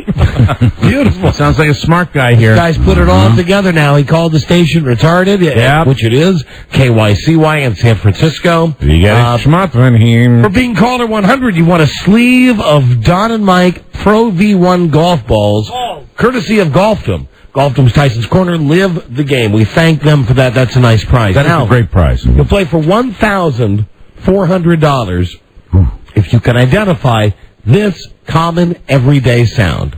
Are you ready? I am ready. Rob, get the happy music just in case. Yeah. I know you don't like winners, but we might have a winner here. I think he may win. Your clues are hygiene, personal hygiene, Bob the intern, alcohol. Forget the clue about alcohol. Right. Are you ready? I am ready. Here we go. Good luck. Caller, name this sound. There it is. There's the sound. Now, this has been over a 2-week quest with this sound. I'll play it for you one more time. There it is. Now, hold off with that answer. You're having my baby. Yeah! Yeah! Yeah. It's for a little party upstairs at the station. Some video. Turning Japanese. For $1,400, what's the sound? Is it removing the top off a can of deodorant? Is it removing the top from a can? You know what? He's right. No. Oh, we're sorry. No. Now, I'm not going to play the happy music, Rob. You're so close. That's today's clue. Yeah, that's today's clue. Yeah, we say every guess is a clue for you. It really is. Yeah. Notice how I get quiet during this segment. I'm not saying anything. It's because now you know the answer. But it's still, because I know the answer, I don't want to get in your way, both of you. But you know the answer. This is your thing, and I really think when we do this segment, I can really screw up and make both of you guys really mad at me. But, Mike, you know the answer. Right. So you know that this guy, we'd love to, forget we. Take Rob out. Well, I'm not saying anything. I'd love to give the guy the prize, but, come on. And I tried it both ways, and I was convinced it was what I thought. No. It's killing me. And I thought I had it as of a week ago Tuesday. Negative. Wow. Good for you. Good for you. Good for you. What'd you say? It's a great story. Rob, Shut up. God. Listen, you're such a smart guy. Thank you for listening. Tomorrow it'll be worth $1,500. And the person who wins tomorrow can thank me now for setting it up for him. Hold on. Good guy. You should know something. There is a very good chance. I don't do the contest at the same time every day. Sure. There's a good chance that tomorrow someone will screw the pooch. Oh, absolutely. Yeah. The odds are not that we're going to get a winner tomorrow. I would say you're maybe 50-50. History is dictated. Sometimes the stupidest answers come late in the game. Absolutely. We should have a winner by next Thursday. Don't count on it. But either way, thank you for listening. We appreciate it. And good day to you, sir. I said good day. Is Tim on the phone? Yes, Tim's on the phone? Okay, well then, here we go. Here we go. Sound of NASCAR. We're Northerners, and we're late to the party. And I do love me the NASCAR, and I do love it enough to ask questions about the race at the Poconos that I watched this past weekend. Joining us now inside NASCAR, Tim Packman from Dale Earnhardt Incorporated.com. Hey, Tim. Hey, guys. How's it going today? Hey, it's going great. Thanks for joining us. No problem. First, Dale Earnhardt Incorporated.com. Is this a way to sell memorabilia? Is it a memorabilia site? Can you get Dale Jr. stuff? It's the information news site for Dale Earnhardt Incorporated. Gotcha. Oh, and Tim, I would be remiss if I didn't ask you to please say hi to Miss Packman for me. Which one? If you get it, Miss Pac-Man. His name is Pac-Man. Yeah. And if you have a kid, of course, be Pac-Man Jr. And the dog's Pac Dog. Rob is hearing all the details on this show. Do we have Pac-Man fever anywhere? I think we do. Would you go find it? Tim Packman. What is the website all about, as Don was asking? What's it all about? Basically, it's like a news source website for Dale Earnhardt Incorporated. We have our race reports every Monday, and we have like in the past, what happened in the past, and Pit Performer of the Week, and upcoming events. We do previews and just different things that are happening around the company. If an event's taking place, and also we have a subscription service. It's called for DEI Insiders, and it's a paid subscription, and they get like photo galleries and in-depth reports. Now, I do know enough. Live chats and that. So. I do know enough about NASCAR to know the DEI. That you have a stable of drivers that drive for you. So it's not just Dale Jr., it's other guys on his team. So keeping in mind that I'm one of these guys that just got into NASCAR. And in honor of our guest, Tim Packman. Here is now Pac-Man fever. Tim, you got to be thrilled. It's Buckner and Garcia. Very good. Pac-Man fever. Why is it that we have a copy of Pac-Man fever here? Because we're idiots. We don't have a microphone that works, but we have Pac-Man fever. We had an interview a long time ago with neither Buckner nor Garcia, but something about the video game. You were a champ. So anyway, listen, if you will bear with me, a couple of... hold on. I'll tell you, he's bearing with us right now. A couple of questions. Yeah, you can say that. A couple of questions about the race last weekend in particular. First off, I'm a fan of NASCAR. I like Dale Jr. I like all the guys that you have in your stable. I like the 20 car. I like Tony Stewart. But I've noticed that Tony Stewart has a certain way of driving. A lot of times, even like I was watching a race a couple of weeks ago. There's like 50 laps left, and he's got the best car out there. And if he's just slow and steady, he's going to pass the field in 4, 5, 6 laps.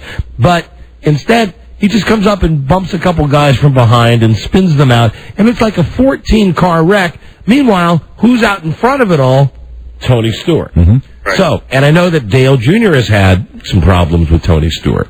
So my question for you is, because I don't know as much about NASCAR as I'd like to, when you got a situation like that, and they're interviewing the guys in the pits afterwards, and Dale Jr. says something like, I can't believe what a jerk face that guy is. Right. NASCAR should do something to him. And then Tony Stewart says, hey, I'm just out there, I'm just bumping into guys.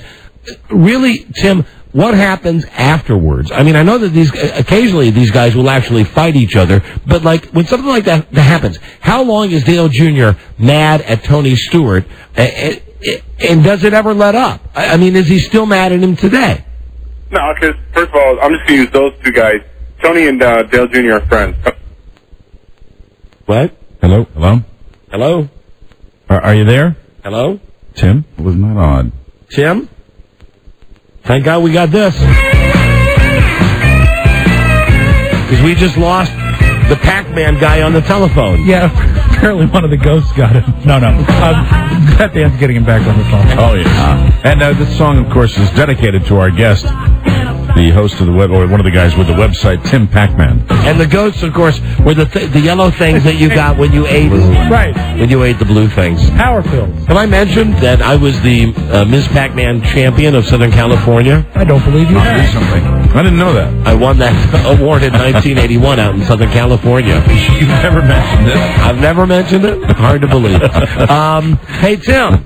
Yeah. Don't know what happened there. That's all right. All right. Magic of Nextel. Okay, hey, listen, watch it. They're your sponsor, dude. I know. That's the phone I got. So you were talking about Tony Stewart and Dale actually being friends. They're not. Is there any animosity between those guys after what's going on? No, because Tony's actually going to be driving a Busch car for us later this year, and those two are very, very good friends. All right, what happens when you got these guys is you got 43 guys or more that travel around week to week, and you can't stay mad for too long because otherwise it's going to affect you going into the next race. Most guys are over by Monday or Tuesday. Has it increased on the circuit? Because I seem to see more and more of it. Do you think it's gotten better or worse over the years? It's actually decreased over the years. Okay. Back to the old days, these guys were whooping each other's butts left and right in the pits and all that, but there's more media now that call more attention to it, so it seems to magnify everything. All right, now as someone, like I said, I've only been into NASCAR a couple of years. I'll tell you one thing I don't like. I don't like watching a race and having it get down to the last 4 or 5 laps, and then you've got the caution where you're not racing to the end. Right. I get the feeling I don't like that either. Clean the crap off the racing surface and let these guys go. Just balls them out 5 laps. Wouldn't most of the drivers prefer a system like that? Well, they did. They just came up with a new green-white checkered rule. So that's what they're going to do. They're going to give them one chance to have. Say there's 3 laps left, and all of a sudden the caution comes out. They say, okay, we're going to run the extra laps. We're going to give you one chance. We're going to throw the green flag. Next time around, you get the white flag, and the next time by, you get the checkered flag. So basically, you get 2 laps to try to finish it out. The guys don't like it because then everyone's going to go animal. The fans love it because they're getting their money's worth and they're getting a great finish. Now, when does this start? It already started. Oh, okay. 2-3 weeks ago. I would imagine that's going to be incredibly exciting for the fans. Oh, yeah. All right, then let me ask you about another guy who maybe Dale's not feuding with. I'm sure he's not. Jeff Gordon. I was watching a race, and it was really between those two guys. It was nip and tuck. It was Dale Jr., then it was Jeff Gordon. Anyway, whatever happens, Jeff Gordon wins.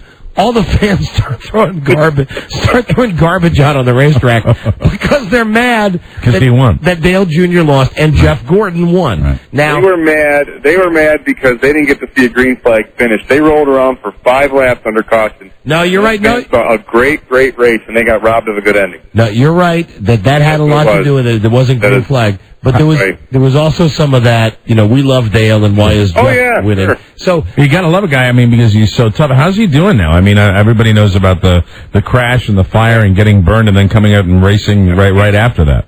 He's been taking it easy, resting, and getting ready for Indy this weekend, and every day gets a little bit better, and every day he's, one step closer to his goal of, completing the whole race. Now, Indy, the favorite in Indy is Jeff Gordon, right? And Kevin Harvick and Tony Stewart. And, okay, so with those guys, with their experience, what are you doing to get Dale Jr. ready for this? And this to me is the most fascinating race, because out of all the racetracks, the Indianapolis 500, not built for NASCAR, built for Indy cars. For those other cars. And it's just like, it's 100, more than 100 miles, 200 miles an hour, quick, make a left-hand turn. 200 miles an hour, quick, left-hand turn. 200 miles, it's an impossible course. It's more of a straightaway course, right? With hair. You have, it's like a quad, 9 degrees of banking in the turns, and there's like little mini straightaways between turns 1 and 2. What exactly, now, as somebody who doesn't know a lot about racing, how will that affect the cars? What should we look for in that race? Actually, for that one, you gotta be careful when you want enough speed to go into turn 1, that you don't slow down so much going into turn 2 that you're going to go really slow going down the back straightaway. What it is throttling the gas enough to get through the turn, then shoot for the turn 2, but not slow down so much that, you know what I mean? Like, you want your momentum to carry you out of turn 2 so you're not taking all of the back straightaway to get back up to speed again. Because once you start doing that, you mess yourself up throughout the thing. So it's just catching a rhythm. And how many wrecks really happen, not because guys are trying, but just because, I understand now when they're talking about a car being loose or a car being tight. I can see in the replays when a guy's on a banked curve and just like the smallest thing happens, he barely touches somebody, but because of the air currents underneath, these guys, now the wrecks seem to be bigger and more spectacular than ever, which, come on, it's part of the reason that I watch this, but are guys more concerned now that you could get in an awful wreck with some guy who really doesn't mean you any harm at all. The guy's out there just trying to control his freaking car, and if he just taps you like that, a guy goes into the wall. Yeah, that's just the way they're set up now is the aerodynamic, the technology that the slightest little bump or the slightest little loose or tight, like you said, and all of a sudden the back end can go away, and all of a sudden the tire could go down real quick, and that pulls you up into the wall, and you take out 6 guys with you, and everyone's racing so much closer together and they're faster than they were before that the reaction time is not as good as it used to be before because there's so much speed carrying into the wreck that the joke used to be, or the advice used to be, I should say, if you see a wreck, aim right for the middle of it. By the time you get there, it'll be gone, but that's not always true. After the death of Dale Sr., has that resulted in any more safety modifications for the drivers? Yeah, they've the Hans device and the Hutchins devices, those are being used. New seats, the way the drivers sit in their seats, their headrests around the seats, the safer barriers going around all the tracks. And NASCAR right now is what they're building the car of the future, which will, it's a bulkier, bigger car that will cause them to be, the racing will still be there, but it'll be slower. Do those dudes get to listen to any music when they're driving? I know they have to be talking to the crew, but I'm just wondering, you want to hear every single sound in your car. You want to know exactly what it's doing all the time. I understand, but I was just thinking, maybe if you're out there, you got to lead, you go, what the hell? You kick on the stereo, pop in a CD. It's so funny. You might put some, and let's say you're doing really great. Dale Jr.'s at the Indianapolis, he does great. Who's to say that all of a sudden you don't get on the radio and say, hey, Dale, you're about 10 laps up. Enjoy. This Pac-Man fever. This Tim Pac-Man. I'm going to put this on for you. I would piss him off royally. Yeah. All right, so who you picking this weekend? You got a bunch of drivers. Yeah. Of your drivers, who do you pick this weekend in NASCAR? My drivers, Michael's been really, really good lately on the tracks like that, so, minus motor problems last week, so I'd like to see him do very, very well. And Dale Jr., he's saying he's fit and everything, so we'll see what he can do. But if I had to pick outside of us, I would look at the Everham cars. They've been really strong there. That's Jeremy Mayfield and Casey Kane. And also Kevin Harvick hasn't finished 11th. Worse than 11th, and every time he's raced has done like 4 or 5 times. So that's another guy to look at. And last thing I have to ask. He was a winner last year. Last thing I have to ask you. You mentioned Michael. I know it's Michael Waltrip. Now, I watched him in a wreck 2 or 3 weeks ago, an awful wreck that fortunately he got right out of.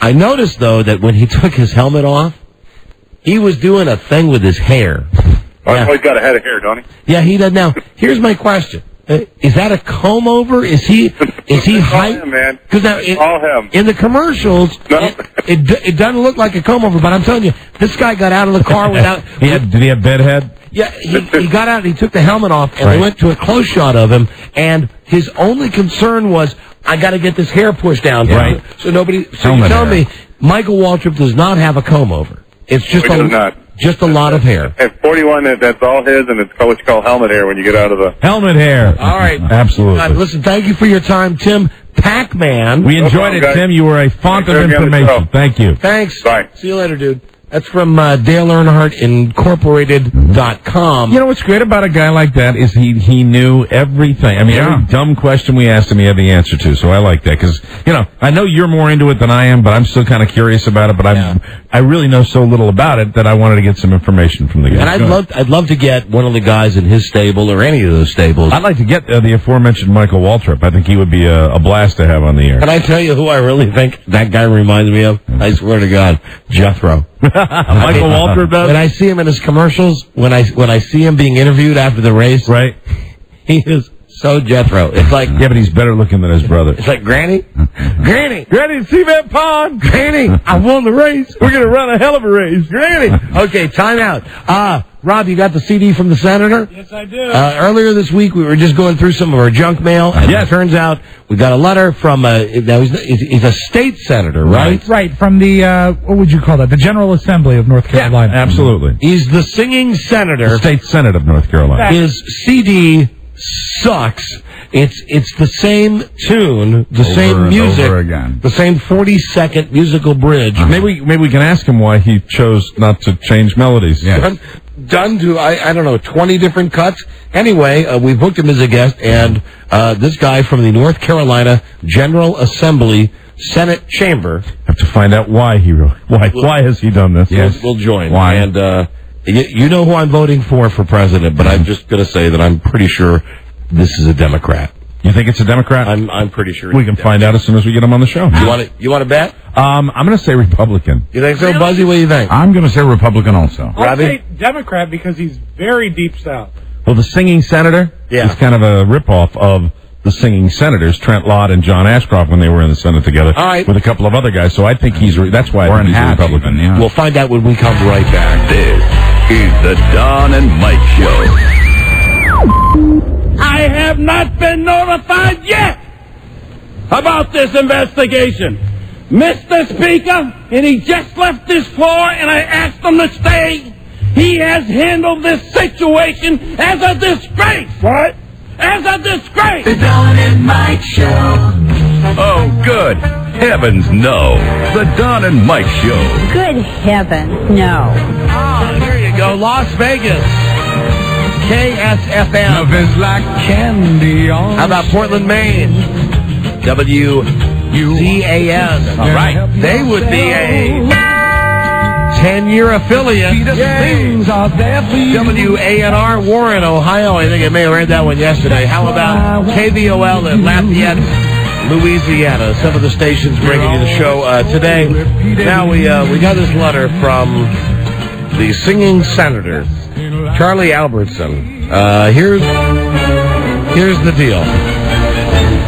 Guys, an elected official, North Carolina General Assembly, sends the following letter. Dear Don and Mike, big fan of the show. Listen when I'm in Washington, etc., etc. Enclosed, please find my latest CD with the news. I recorded and wrote these songs a couple of months ago in Nashville. Thought you might enjoy them enough to play them on your show. Well, we did. Yes. And before we call them, let's just give you a brief recap. This is what every single cut sounds like. I know it sounds like what you cooking for dinner, Granny. Yeah. Now there's budget work to do. Passing bills, making laws that affect me and you. Guys, elected official. Why don't you play the next one?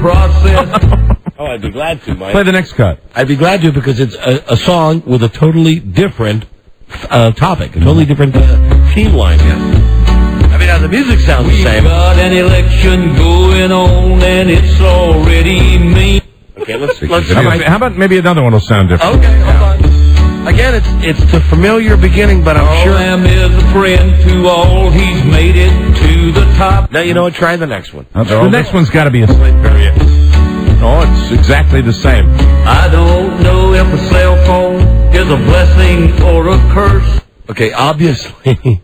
Right. Obviously, there are 14 different cuts. All with the same melody. Let's hear one all the way through. That is the burning question that we need to ask the senator. Let's hear one all the way through. Hold on, let me see what the... to be fair, it's bound to be a good one. What are the titles? Titles are Back in Session. Mm-hmm. Boring. Bush and Carey. Boring.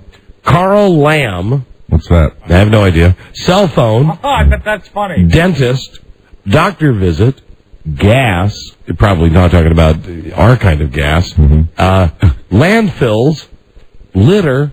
Marriage. Martha Stewart. Preacher and drunk. Oh, I think we might have to go with that one. Preacher. Let me make sure that's not a typo. Did we get through all 14 cuts? Preacher and drunk. Double check, make sure the melodies were all the same? Yes, we did. Preacher's Joe. Sweet Romance. And Wife's Doctor. How about Preacher and Drunk? Preacher and Drunk sounds good. I would think Martha Stewart might have something in it. I think we heard a little bit of the beginning of that one the other day. Oh, that's right. Yeah. That sucked. They've indicted her. This is Preacher and Drunk. The preacher told the drunkard, you need to lose the wine. I'll help you find Jesus while there's still time. Now, you know, maybe we'll hear the Martha Stewart one, just to hear one all the way through. Although now I've lost my place. I'm not sure which one. Stewart's been convicted. Now her case is on appeal. Right. Jury said she's guilty on this in-clone deal. They didn't believe the story, and she never took the stand. She'll have time to think about it when that jail door slams. But I don't reckon that'll happen again in months and months and months.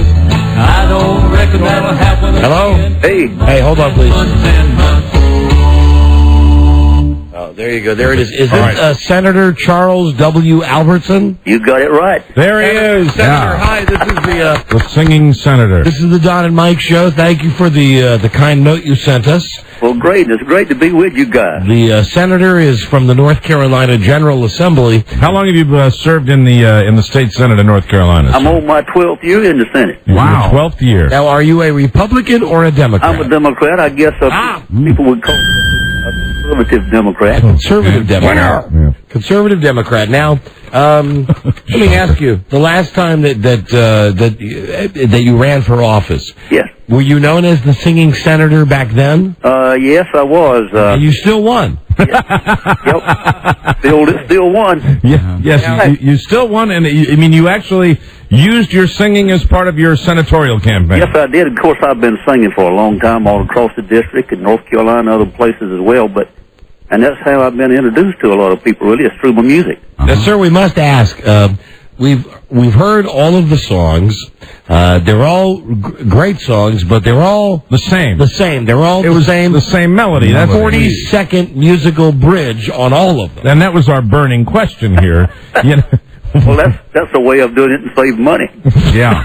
Save money. Fiscally conservative. Now, when you mentioned that you recorded these songs, Senator. Oh, Mike, hold on. We have breaking political news. Breaking political news. Hold on, please, Senator. Okay. Joining us now is former Don and Mike show intern Joe Rockhead. Wow. Joe Rockhead. With very big news, because, you know, he's now a political commentator on television. Okay. Hey, Rockhead. Hey, good evening, buddy. Now, is this an indubitably true fact? Will you or will you not be on the nightly news with Tom Brokaw? Strange but true. Wow. Were you going to be interviewed? Yeah, they invited me to come on in. Oh my God! Remember we laughed a couple weeks ago or months ago. We saw Joe Rockhead on CNN, and now he's made it to the broadcast networks. Where'd you guys see me on CNN? Oh, I don't know. Whatever it was you were discussing, we had some tape of you. Now. What is your area, Matt, of expertise? What do they call you in for? Pretty much anything that has to do with media. Today, I was talking about this Bruce Springsteen thing that's going to be popping up all across the country in October. All right, with Bruce Springsteen doing concerts for Carrie? Yeah. Right. It's nuts. So you're going to be on the NBC Nightly News tonight. Matthew Tate Fellow, also known as Joe Rockhead. Remember, not the dumbest intern we ever had. But very close. But he had the name Rockhead. Because he was a rockhead. And you will remember the great defining moment was it was snowing outside. No? Different guy. Oh, that's a different guy? That was Mike E. Rockhead. Different Rockhead. Different Rockhead. Mike E. Rockhead. What's this Rockhead's defining moment? He was just Rockhead. He was just Rockhead, and he would come into the studio and drop the ball every time he came in. And he said indubitably all the time. Indubitably. And damn it, I want to know why the women around the station didn't hit on me like they were hitting on James the intern. Yeah, you want to know the answer to that question? Check a mirror. Yeah, take that mirror. Check a mirror. That could be the reason. All right, well, listen, Rockhead, we'll watch you tonight on Tom Brokaw. That's funny. Yeah. That's so funny to give him a plug that he's going to be on Tom Brokaw. Hey, Rockhead, since you're a media expert, how do you feel about singing politicians? Yes, very good. We've got the singing senator on the line. Oh, let the eagle soar, my man. Oh, God. Now, tell me something, Rockhead. You ever heard of a guy named, and he's on the line here, so be polite, Senator Charlie W. Albertson from the North Carolina General Assembly? He has not hit my radar screen yet. Well, we haven't even gotten into the area whether he's got further aspirations in his political career. Maybe he'll jump on board to this whole Bruce Springsteen thing. Yeah, you never know. And that's what he used to do, ladies and gentlemen. Right. He would stop the show with that humor. Indubitably. A screeching halt. Yes, Indubitably. All right, Matthew, we'll see you. Bye-bye. Bye-bye. Thanks for the plug. Matthew. Our intern. God, and I mean, really, with that guy with Rockhead. Are you retarded? He is. It's not a rhetorical question. Are you retarded? He is. Be on the news tonight. And now he's going to be on the NBC Nightly News tonight.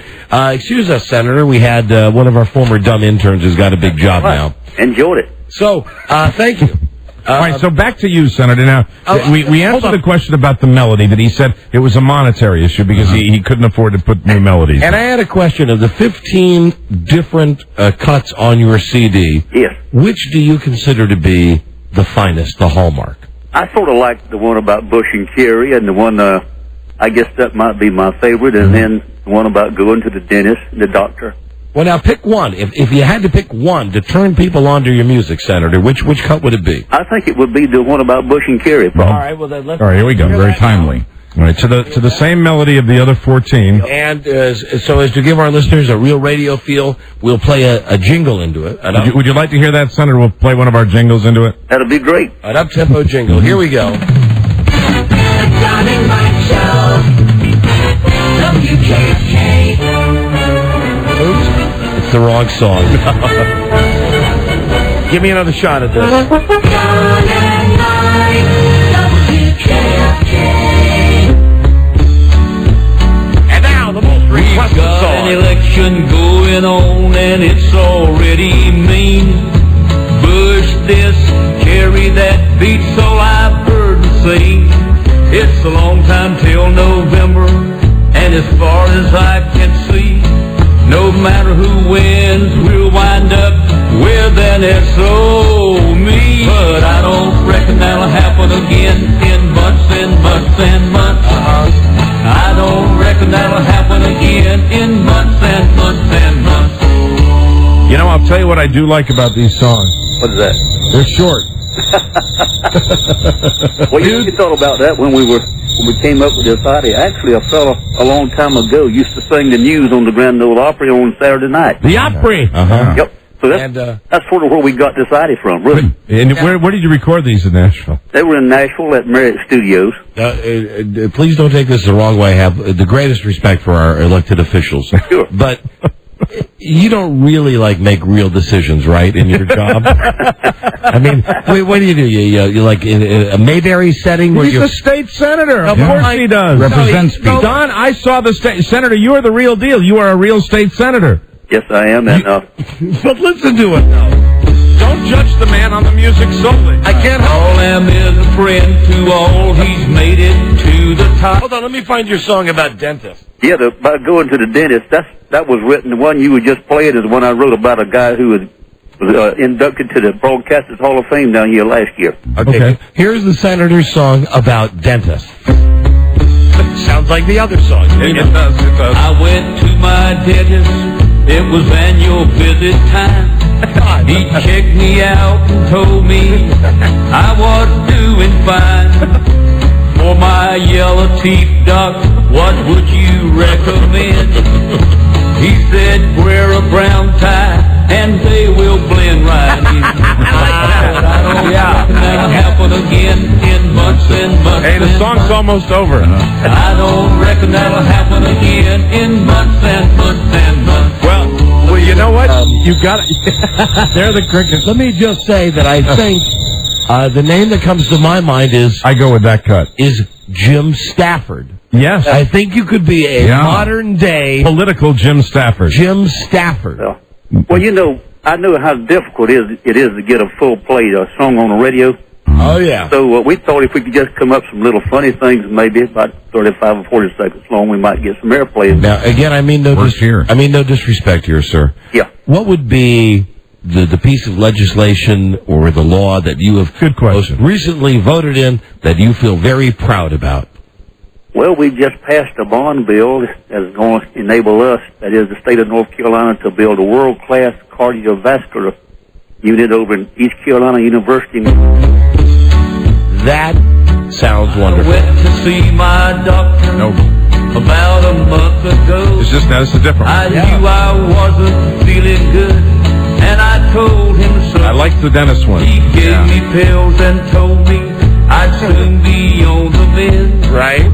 I just got his bill today.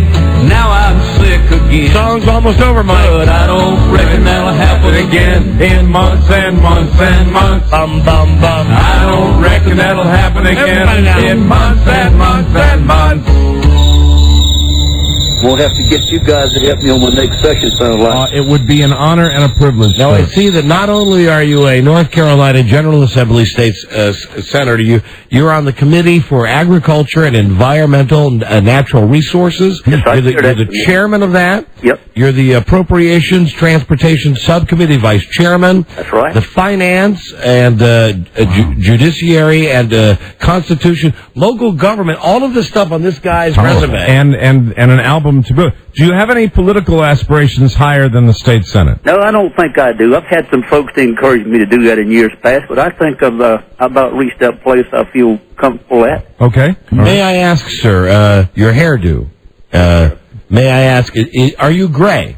I'm gray, and I got a full set of hair. I'm lucky to have that, but I got a full set of hair, and it is rather white. Yeah. All right. Very good. And how? May we ask how old you are, sir? I was 72 years old. 72 years old. 72 years young. 72 years old. Well, who knows? Maybe the musical career will blossom. And I've still got a lot of energy. You sound like it. When is the next time you're up for re-election, sir? In fact, I'm running now. We'll have an election November the 2nd, and I hope to be successful again and do another 2 years in the Senate. I recommend getting these records out to all of your constituents as soon as possible. Well, I appreciate that, and I'm gonna be going back before too long to do another one. We want them more. Now, sir, would it be possible that I know you're very busy with all of these committees that you're on, you're chairperson of so many important government-type activities. Do you think you might be able to write a song about us, the Don and Mike Show? Is there any way, Senator? Well, you know, I think I very well might be able to do that. Oh, that'd be great. That would be wonderful, sir. And let's hear it. Yeah, let's hear another one. an all new, different one. Mike. Looks like the price of gasoline is going to the moon. Jesus. And don't expect relief, at least not anytime soon. The singing center. We'd wear holes in both our shoes and gladly miss a meal. Everybody ready? One more gallon for our automotive. Sing along time. But I don't reckon that'll happen again in months and months and months. I don't reckon that'll happen again in months and months and months. Yay! Yeah. Yay! Oh, we're having some fun today. Tell me just a little bit more about your show so I'll know what to sort of write about. Well, all right, we're controversial. Controversial. Oh, we're less controversial than we used to be. Right. And we're on about 45 stations, and it's 45 stations. Yeah. It's really a crummy show, but it's a good like it anyway. It's a good crummy show. I see. And we're slightly overweight. How many stations how many states do you go in with the 45? You got me, sir. I'd say 20 states. All right. Yeah. And sadly for you, what other subject can we? Sadly for you, none in North Carolina. None in North Carolina. We're big in Pennsylvania. We're big in Texas. We're big in California. Nobody in North Carolina, though. We need to get you here in North Carolina. That'd be great. Well, I would say you're a man with power. You could probably make that happen. How long does your show last? 4. You talk so funny. 4 hours, sir. 4 hours. 4 hours. 4 hours. That's great. Yeah. Rob, what were you going to? I was going to say about 4 more years. Yes, yes. And perhaps the next time we meet, sir, we'll be able to share a mint julep together. You are, sir. White seersucker suits. I am definitely going to try to write one about Don and Mike. That's very good, nice. Senator. Thank you. And listen, do you have an email address where maybe someone on this listening to the show would want to call you? Because here you are, an elected official. Mm-hmm. We never get elected officials on our show. No. Maybe you'd like to answer some fan mail. Do you have an email address? I've got one, but I don't have it right here. It's on the Raleigh. It's on the website. Go to the Raleigh website. All right. Well, listen. General Assembly website. Don't worry about it, Senator. I've got a little website, Charlie SingingSenator.com. SingingSenator.com. SingingSenator.com. Everybody. We've got a problem. What else can you say?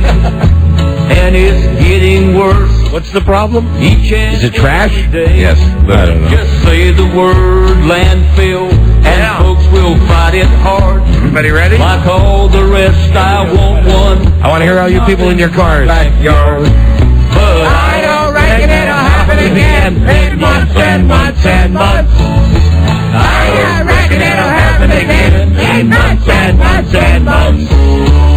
How'd we do? That's pretty good. I like that. Well, it's been great having you on the show. Fresh from Mayberry. Thank you very much. Charlie Albertson, the singing senator from the North Carolina General Assembly. Senator, you're a very good sport. Thank you, sir. Very much. It's been great being with you, and I'll try to write a song about Don and Mike. God bless you, Senator. Thank you later. You take care. All right. Bye-bye. Bye-bye. Lawmaker, songmaker. Is he gone? Yeah, he's gone. I need to give him a message. Otis is drunk. Otis is drunk. Lloyd. He was right out of paper.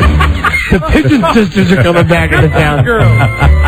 And you remember those girls? Hi, Andy. And one of them called Barney. It wasn't Barney. Called him Bernie. Hi, Bernie. Was it the Pigeon Sisters? No, it was the Good Time Girls. Were their names. The Good Time Girls. I just call them the Pigeon Sisters. But Andy and Barney would always be at the jail, and Thelma, Lou, and what's her name? Helen Crump would be at the movies, and they came by, and Andy and Barney were shacking up with these girls. Was that before or after the senator went up to Mount Pilot to record the record? I wanted to just make a record. Boo! Boo! Come here, Bernie. Hi, Sheriff. Anyway, that's oh boy, that's the singing senator. More information at Sarah.com. Sarah.com. Okay. Are these people that wanted to talk to that dude? Sure. Hold on a second. Can this be Randy? Yo. Yeah, Don and Mike show. Hey, Randy. Hey, I'm telling you, the more you played those guys' songs, the more it started growing on me, you know? I am not going to lie. I think that the one about the dentist... like a tumor. Like a goiter it grows. Turn that onto a CD for me. It's not a tumor. Get out of here. I don't have my website exactly in front of me. I'm 7-2. Hello, Dustin, Don and Mike show. Dustin. Hey. I just want to know if you get any singing senator dolls or posters of them. I'm really interested in this guy. You got my doll. I've got my dolls out. And if I'm the correct doll. I think it is We're jamming out at work to the stars. You can't get enough of it. I think it is safe to say we've tapped into a vein of something wonderful with the senator here. We are marketing an inflatable love doll of sorts, but you'd have to email me, and I don't have that in front of me. Look on Raleigh. I will play my Raleigh website. My song about the dentist will amuse you. The brown tie and the yellow teeth. That was funny. That was. Hey, we legitimately laughed. That was Got to funny. give credit where credit's All right, due. so there he is. He has heard the show when he's been in D.C., and there we are returning the favor with Senator Charles W. Albertson. What's the Senator Albertson on my plantation? I'm blessed. Blessed, I say, to have a full head of hair. Hair, that is. Son, I say, son. Well, burn that onto a set of CDs. Jeff, here's a guy, Jeff, I think already went to the Senator's website. Jeff? Yes, he's one handsome-looking fellow. So you already looked at singingsenator.com? Singingsenator.com, yeah. And he's a very good-looking guy for 17. Okay now. Okay, yeah, right. Hey now. Hey now, homo. Don and Mike, hello. Hello. Hello. Hey, Don and Mike, I just wanted to share with you. I always find you guys hilarious, but 2 weeks ago tomorrow I had a toe surgery, and because of a mixture of oxycodone, beer, and my water pipe, you guys are just hilarious. The show is better when you're medicated. Write down that recipe. I got It's just kicking my ass. You listen to that. Bill O'Reilly is good. I mean, if you take that cocktail. You know, it's an interesting combo. He got me all the way up to the water pipe. Hello, Don and Mike show, and that's where Buzz asked for the recipe. Sure. Hello. You don't have to use water. Gene? Don and Mike. Hi there, Gene. Yeah, you guys, did you think he sounded a little bit like Major Bill? Yes. Yeah. Hey, you should have played that tape or something. Maybe talk Major Bill talking to him. Yeah, but the whole rhythm of it had a Major Bill quality to it, which we haven't had in a long time. Perhaps. I'm sure he walks with a cane and has a little goatee. Perhaps he does have a will, goatee. Right. at some point, evolve into a relationship like we had with Major Bill Smith. You start by gently kneading the senator, and then slowly but surely you enjoy yourself. Look at Buzz's computer. Buzz is singingsenator.com. There he is. It's a picture that looks like it's something out of It's a Wonderful Life. Motivational speeches, songs, humor, inspiration. Scroll down there, please. Buzz, be a dear and scroll down. Click here to see what others are saying. Yeah. Let's see what others are saying. I'd like to know. Click there, Buzz. Do your point and click, son. I've clicked and I'm waiting. I think a lot of people are on this website. You know right what's now. happened? Mm-hmm. Yes. We have taken out another website. We did it yesterday to the Fox Television Network. What's wonderful about this program is when we involve ourselves with a website, it tends to crash. And now there's some notice on the computer that's saying something like... It's just one note from the North Carolina Moose Association. We're not making it up, folks. What does it say? Just a note to express my... He's a motivational speaker, as you said, and this says, just a note to express my gratitude and thanks for a job well done. The show you put on for our 25 club dinner on Friday, August 22nd for the North Carolina Moose Association was a complete success. Roughly a year ago. Let me say hello to every moose here. Well, you know what that means? What? Is when I construct the congratulatory letter for his appearance on our show, right? It'll go right up. Absolutely.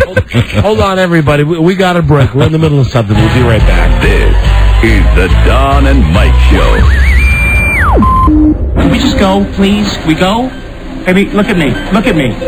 Your money, you know what else? You're a big winner tonight. I want to leave. You're a big winner. I'm going to ask you a simple question. I want you to listen to me. Who's the big winner here tonight at the casino? Huh? Mikey, that's you. Mikey's the big winner. Mikey from the Don and Mike Show. That was for you, Mike. Thanks. You're welcome. You can call Don and Mike anytime from anywhere in America. 877-365-3636. They're ready to believe you. Yeah. Forget it, man, and get with the countdown. Shake this square world and blast off the kickstill. Come, tickle the toes of Don Geronimo and Mike O'Mara. Let's see who's still on the phone. Jamie. Hello, Jamie. Hey, is it me or did that guy first of all sound exactly like Boomhauer's father? Oh, you mean the singing senator? Yeah.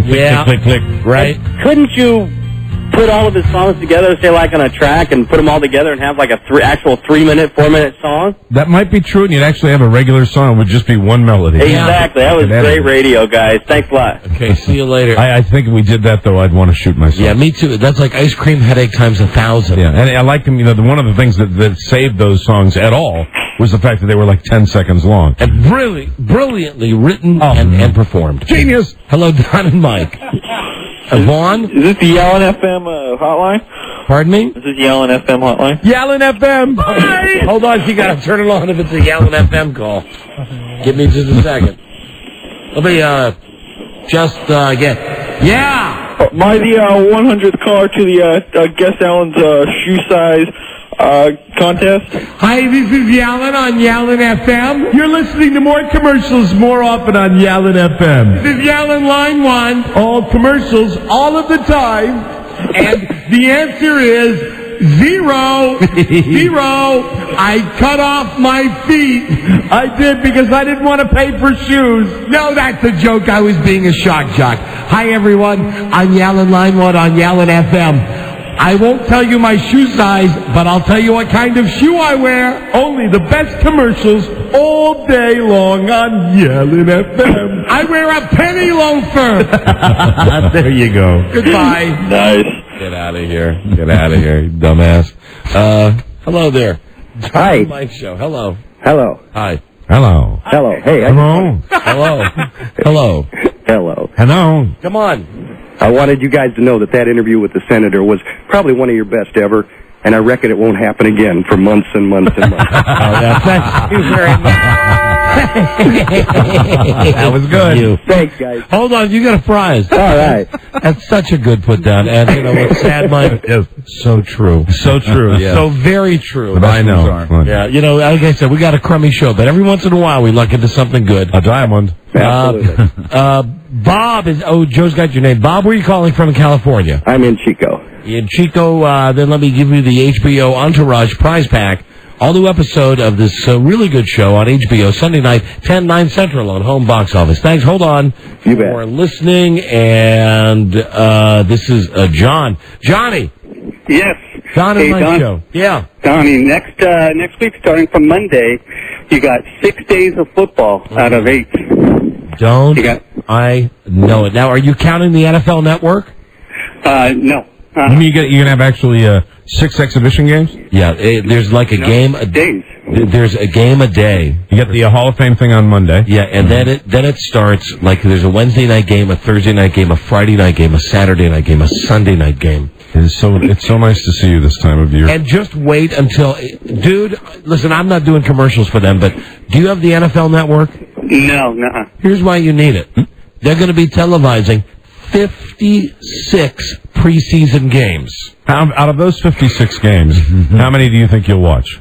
I swear to Christ, I have already programmed into my TiVo, because a lot of them will be running when the show's on. Right. Like they're going to rerun like games that were on Saturday or Sunday, to rerun them on Monday, Tuesday, Wednesday afternoon. Right. I programmed my TiVo to record every one. Wow.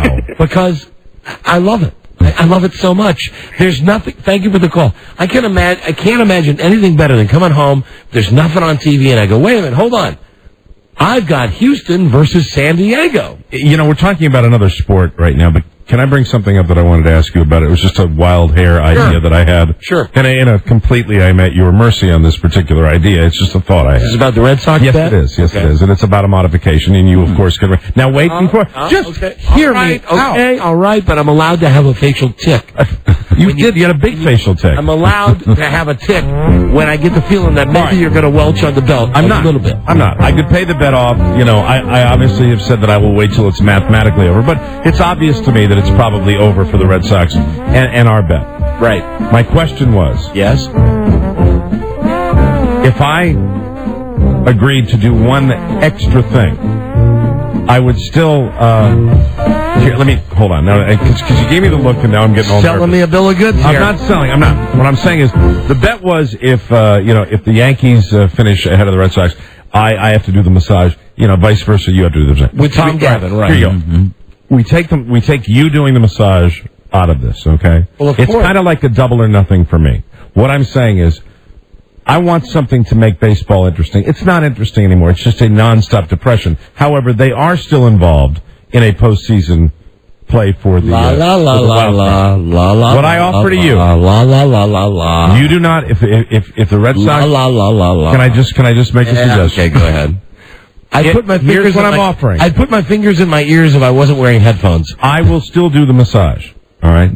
The Tom Gavin full body massage while Tom is nude. While Tom is nude. Yes. And if you give me a double or nothing, which means if the Red Sox win the wild card, yeah. I don't have to do the massage. But if the Red Sox don't make it to the postseason and don't make the wild card, I will do the massage in my underwear. It is just see. I knew that you might have a thought. You might give me 24 hours to think about it. And more than I can hope for. You know, here's the thing, Mike. It's just a thought. I do profess to know a lot about football, and I follow it passionately. Baseball, I don't. Let me do some research. I know the Red Sox. They are currently a game and a half in back of Texas. Yeah. In the wild card, and they are not looking. You've got Texas. You've got Oakland as a possible wild card. California, and you can't even rule out Tampa Bay. Yeah, it's a stretch, but no, there are many teams that are involved in it. Okay, fair enough. I'll consider it. You understand, though? I mean, I will pay off the bet as it stands, and right now it's looking shaky. And you're just raising the stakes a little bit. And it's the postseason. In the event there was some miracle comeback and they won the American League East, hold on, they'd still make it to the postseason. Here's a call for you, Jason. Hey, Mike. Hey. Yeah. Do not give up on the Red Sox. Believe me, they have 6 games in August. They're going to destroy the Yankees. Don't worry about it. Wait, here's the deal. I don't have to. I don't. Yeah, the deal is. Well, see, that's the thing. If I want this, I have to give. Correct. If the Red Sox win the American League East by 2 games, then you win the bet flat out. The bet flat out, and you fully clothed give Tom the massage. Right. In the event that they don't win the bet, but they make it to the postseason, what I'm saying now, if I get that side bet, if you will, I don't have to do. If they make it to the postseason, I don't have to do the massage either. But if they don't make it to the postseason, I do the massage. Now you're confusing me. And I do it in my underwear. Now you're confusing me. You know me. Keep it simple. Well, that's what it is. KISS. Keep it simple for stupid. It's just I consider the bet, I don't have a lot of faith in them, but I'm going to hang in there with them. Mm-hmm. But if they make it to the postseason, the bet is, neither one of us has to pay off. And in the event that... No. I like just the original bet. I thought you were going to take 24 hours and think about it. Well, I overtalked it. I decided to take 24 seconds. I oversold it. Mm-hmm. Anyway, Mike, yesterday I mentioned this on the show. Wait, excuse me. Don't poo-poo me. Don't poo-poo me. Are you telling me that there's no chance of a modification of this bet? Now I don't even really understand. If you would be so kind as to shoot me an electronic mail, what's the problem with that? All right. What's the problem with shooting me an email? I explained it completely. I don't follow it. I don't. What is it? If the Red Sox make it to the postseason, still make it to the postseason, then the bets then nobody pays off. No way. My answer to that is no. I don't care if you're in your underwear or not. Your original bet that you brought to the table way back in April was that the Red Sox would win the American League East by 2 games. We're so sure. I was just they saying were going to win by 2 games. It would make it more interesting for me just to follow the baseball season, but I will honor my bet. I will pay it off. That's too bad. I'm not doing that. I was just trying to modify the bet. I accept that. I'm not whining. Okay. And I would think that you would hold me to the same standard. Of course. Now I'm looking forward to you giving Tom the massage. Can I do it in my underwear anyway? No. That's funny, of course Rob. You can. That's funny. Boy, we're running out of time here. I did mention now, Mike. Thanks for listening. This is for you. Anyway. This is for you. How you doing anyway? Huh? How are you anyway? Turning Japanese. And hold on, Mike is not welching. I'm not letting him out of this. Don? I'm not welching. Okay, well, never mind. I just hung up on that guy. Good. Guy said Mike is welching. No, the original belt. No, not welching. Yes. No. Mike, I mentioned this yesterday very briefly. Let me tell you right before we go to Buzz. 40% of young ladies, and by young I mean under the age of 17. Your daughters are now 9 and 7. 40% of them have had bisexual experiences. Girls under 17, 40% have just kissed. Okay. 31 petting. 21% all the way. Oh, God. And let me see, just in case you fear that your precious daughter has been pressured into this now, 34% of these girls say they were drinking or drunk when they had their first lesbian encounter. 9% blame the drugs. 20% of these girls under 17 thought they might be bi, wanted to try it. 5% were influenced by celebrity bisexuals like Madonna and Britney. Wow. And 5% did it to get a rise out of a guy. And over 50%, no pun intended, say that their experience was with a girl that they already knew. So this brings us. How do you solve a problem like Maria? This brings us to the next logical step that kids are now wearing bracelets. We talked about this. I heard about that. Yeah. Right. Now, I have the color code. This is not a joke. Yeah, this is true. This is a true story. The color code for your kids, your high school kids, junior high, elementary. Yeah. If you catch your kid wearing a bracelet, just a plain... Like the jelly bracelet, I guess. They call them snap bracelets sometimes. Yeah, or even just, a plastic thing that goes around. Anyway, black means all the way. Wow. Blue means that special favor. Mm-hmm. Now, I've edited this because, the show we do now. Right. Red means she gives lap dances. Mm-hmm. Green means she gets the special favor. She doesn't give it, she gets it. Wow. Clear means, and hey, if your daughter's wearing a clear bracelet, congratulations. Call the cops, because that means your choice. Wow. Orange means all she wants to do is kiss. Mm-hmm. Yellow means all she wants to do is hug. Purple means the thing that I think is bad. Okay. Really? Yeah. Kids? Yes, kids. Oh, my God. Silver, even worse than the bad thing that I don't like to talk about. Oh, my God. White means they'll flash. Pink means that they'll flash top and bottom. What are you grinning at? If they have a gold or a glitter color bracelet, it means they will make out.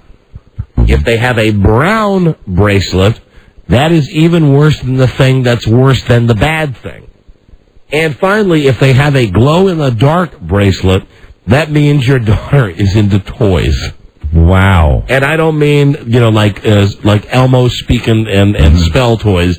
You know the kind of toys I mean. There's your teen update. What is this from? Yeah, this is more than 1,000 girls took part in the survey where we had the percentages, and then they did the sex bracelet color code. And they're actually passing out the sex bracelet thing to parents. They're sending this home to parents. So parents can see what's going on. Right? Yeah. I'd want that. So how about that? And, just goes to show what I've maintained for years. Elimination of all jewelry. You come to... But now, what if your daughter had a clear one on that you couldn't see? Well, then I wouldn't see it, so what would I do? Well, clear is the worst. I know. Clear is dealer's choice. Your choice. I guess the way this works is a guy comes along and snaps the bracelet off the girl's wrist, and if he succeeds in that, then the girl is agreeing to do whatever the color code says. Andy. Oh, my gosh. Andy, turn down your radio, you perv. What can we do for you? I'll tell you about my bracelet. It's black, and on the other side, it has a rainbow. Oh, so you wear... I think we know what he's looking for. Okay, we got you. Okay, thank you. I thought mainly girls wore these bracelets, but maybe boys wear them as well. I thought... Hasn't everything I've read indicated that girls wear them? And that's what I've heard, Then boys, like you said, Buzz, attack them, in a kind of like a tribal ritual. Break them off. Matt. Yeah. Hey, Matt, what's up? None. I just want to tell Mike that he's a welcher. He's a classic Boston welcher. Mike has not welched on this bet. Stop it. No, he's not welching, but he's sure wiggling real bad. I wiggle a little bit because it's simply, I'm going to pay the bet, but I really wanted to make it more interesting. And last night, especially when they went back to 9 games behind the Yankees, I'm just getting bored with this because it's really 9, which is really 11. Which is really 11. They really played themselves out of it for coming back. So I wanted something to make it more interesting, but I fully intend to pay the bet and give Tom the massage. Mike has never welched on a bet, nor have I with each other. We're stand-up guys. I've never done a welch job. That was a renegotiation, and it was handily rejected, and I accept that. Hello, Hefe? Is that right? Is this Alex or another Hefe? Hello? Hello, me? Yeah, dude, what's your name? Jeffy. J-I-F-F-Y. Oh, Jeffy, not Hefe. Oh, Jeffy. Hi, Jeffy. Jeffy. Jeffy's on the phone. Jeffy. Hi, Jeffy. Are you extra crunchy or creamy? Excuse me, that's Jiffy, not Jeffy. Anyway, Jeffy, what's up? You guys were just talking about those, the color bracelets, the gel bracelets. Yes. This, last semester in school, there was, one of the adult learners in my class that had told everybody about these because he found his daughter wearing a ton of them one day. Right. And, so, of course everyone makes fun of him. And the guy is, judging his daughter on this. Turns out, though, that the guy was, it was probably like... Sir, can I just say something to you? We don't do the type of show that we used to, but I think I can get away with this language. Call us after your testicles drop. Okay? See you later. Bye-bye. Bye, Jeffy. Aaron? Aaron, hi. Don and Mike Show. Hey, I was going to say, I wish that color scheme went with the terror level scheme. Yeah, wouldn't that be amazing? Is that when they would, raise the terror level to orange, we'd all get a favor? We'd all get the special favor. That is a brilliant call, in my opinion. Thank you, my friend. It's a way to cope with the stress. Okay, the terror level is red, but I got news for you. We get to do anybody. Actually, Buzz, did you write this? Yeah, those are the real colors. I used the real bracelet. In a world where only radio was strictly forbidden, ready for some jokes? One man found a way to bring good news to his people. Buzz. Me. He made it up. All right, so here you go. Buzz working during the show. Here is Buzz's sex bracelet / terrorism color code. Good, Buzz. Based on the real colors. Red means either severe warning for terrorists or lap dance. I like that. Orange means high alert for terrorists or a French kiss. Mm-hmm. Yellow means elevated or a hug. Blue is guarded or a special favor. Uh-huh. Green means low. She gets the favor. Oh, it's so peaceful. There you go. That's Buzz working during the show. Yeah, it's amazing the things that really get him going. Yeah, not really. No, really. Yeah. Buzz, what's the lead story tonight besides the fact you're going home to print as many clear bracelets as you possibly can? Today, the Tigger teen touching trial. The verdict: not guilty. Oh, hey now. Well, stay tuned. Stay tuned for news and comment coming up on the Don and Mike Show. Don and Mike Show. That was very professional. This is the Don and Mike Show. What's the word from Planet Crackpot? The Don and Mike Show.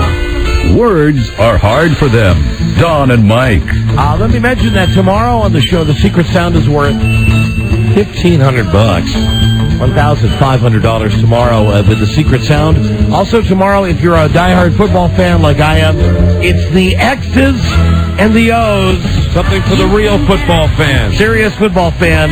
Tomorrow we'll want to be listening when we have a real NFL expert on the phone. It's someone equally expert to ask questions. Good. You're going to be here tomorrow, right, Buzz? I'm not sure now. No, be ready, Buzz. Monday on the show, Dr. 90210, plastic surgeon to the stars, Dr. Ray. Dr. Ray. And also Monday, the other mommy from Trading Spouses. Oh, I love her already. Lisa Bowers, the mommy that we didn't have on last week. Oh, and Fox, the TV network, called today to say thank you, everybody, for clogging up their internet site, Fox.com, yesterday.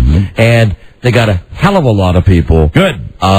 Emailing them, sending them pictures. That's exciting. Trying to get their families signed up for Trading Spouses. So we'll see if that happens. Buzz's News brought to you now by Smoke Break. This is good. Smoke. Smokers break the nasty habit without gaining weight. Smoke Break. Revolutionary talent for smokers. Get it now at fine retailers. Here is Buzz Girdley. Hi, Buzz. Hi, Don and Mike. A man who once played Tigger on the grounds of Walt Disney World in Orlando has been found not guilty of touching the breast of a 13-year-old girl while That's right. posed for a photo. After less than an hour of deliberation, the jury found 36-year-old Michael Chartrand not guilty of the charges that could have landed him in prison for 15 years. Oh, man, a triumph for Christopher Robin. When he heard the verdict, Chartrand hugged his lawyer, who still plays Tigger himself part-time, and grabbed a little feel. Prosecutors had produced several photos seized from Chartrand's home of him in costume, posing with women and girls. You know who we should sue, though, really? Is it Kenny Loggins that did that? Welcome to Pooh Corner? At Loggins and Messina, wasn't it? God, Right. Between House at Pooh Corner. Between that and the wedding song. Winnie the Pooh doesn't know what to do. Got a honey bear stuck in his hand. Shoot me now. But I wandered too far. Mike. I love that song. Will you sing the wedding song as well? Oh, catch me if you can. I wanna go back to the house at Pecan by one. He's stuck on the house at Pecan. Yeah. Get all the bees in the hive. Chase all the clouds from the sky. Chase the clouds away. Mike? Yes. Thank you. Thank you, sir. So prosecutors say they found these photos in Chartrand's... Talk over. Chartrand's home. They say his hands were in what they call questionable positions that violate Disney rules. But Tigger's lawyer says the girl's mom just wanted some of that Disney money. Right.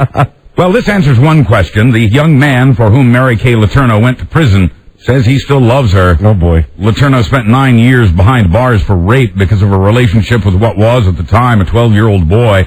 That boy is now 21, not 19, as I said yesterday. He's also an unemployed high school dropout, but he says he still loves her. Good haircut, incidentally, on this lad. Yes, he's very handsome. What he's got is the shaved look going on, like someone put a bowl on his head. Oh, that look? And then it's like buzzed on the side? It's buzzed on the side, and it's long like Mo from the Three Stooges on top. And he's got a ponytail coming out of the back of it. Does he still have the triangle head? Yeah, I remember when he was a youth, he had a triangle shape. And here is, from courtesy CNN, here he is last night speaking to the press. I'm bored. Let's get some beer and chicks and have a real party. And yesterday, just hours after Mary Kay was released from prison, this young man asked the court to drop the order that still keeps them apart. The mother of his two children, now a registered sex offender, left prison yesterday at age 42, just before daybreak, still... Are you retarded? Even as a rhetorical question. Are you retarded? Even at that early hour, there were guys outside the prison holding signs like, I'm 18 and take me, baby. Oh, God. They're worse than ones getting out of jail. Yeah. Scott Peterson cried in court yesterday as a friend described what a devoted partner Scott was for his late wife's Lamaze classes. The Northern California man accused of killing his pregnant wife doesn't usually show much emotion. The prosecution says Scott was more concerned with an overcooked chicken at one point than he was the disappearance of his wife. But yesterday's defense witness described Scott as a man excited about the baby he and Lacey were expecting. Right. The witness also testified Scott never mentioned the woman he was seeing on the side or about the boat he'd purchased, the one prosecutors say was used to dump Lacey's body in San Francisco Bay. But today, that trial is on hold for a week because Scott's attorney says that he now has evidence that will prove his client innocent. We'll see. Really? Really. Okay. That's what he said. Well, innocent until proven guilty in America. Right. Or the other way around. Yes. As for the way you've always wanted to rewrite it. Guilty. Donnie Justice. I mean, who doesn't know that guy's guilty? So's the guy in Salt Lake. They're both guilty. In a court of law, anything's possible. You mean Mark Hacking, who's confessed to killing his pregnant wife? And again... What a nasty name for him. Name. I mean, when I hear it, when they say...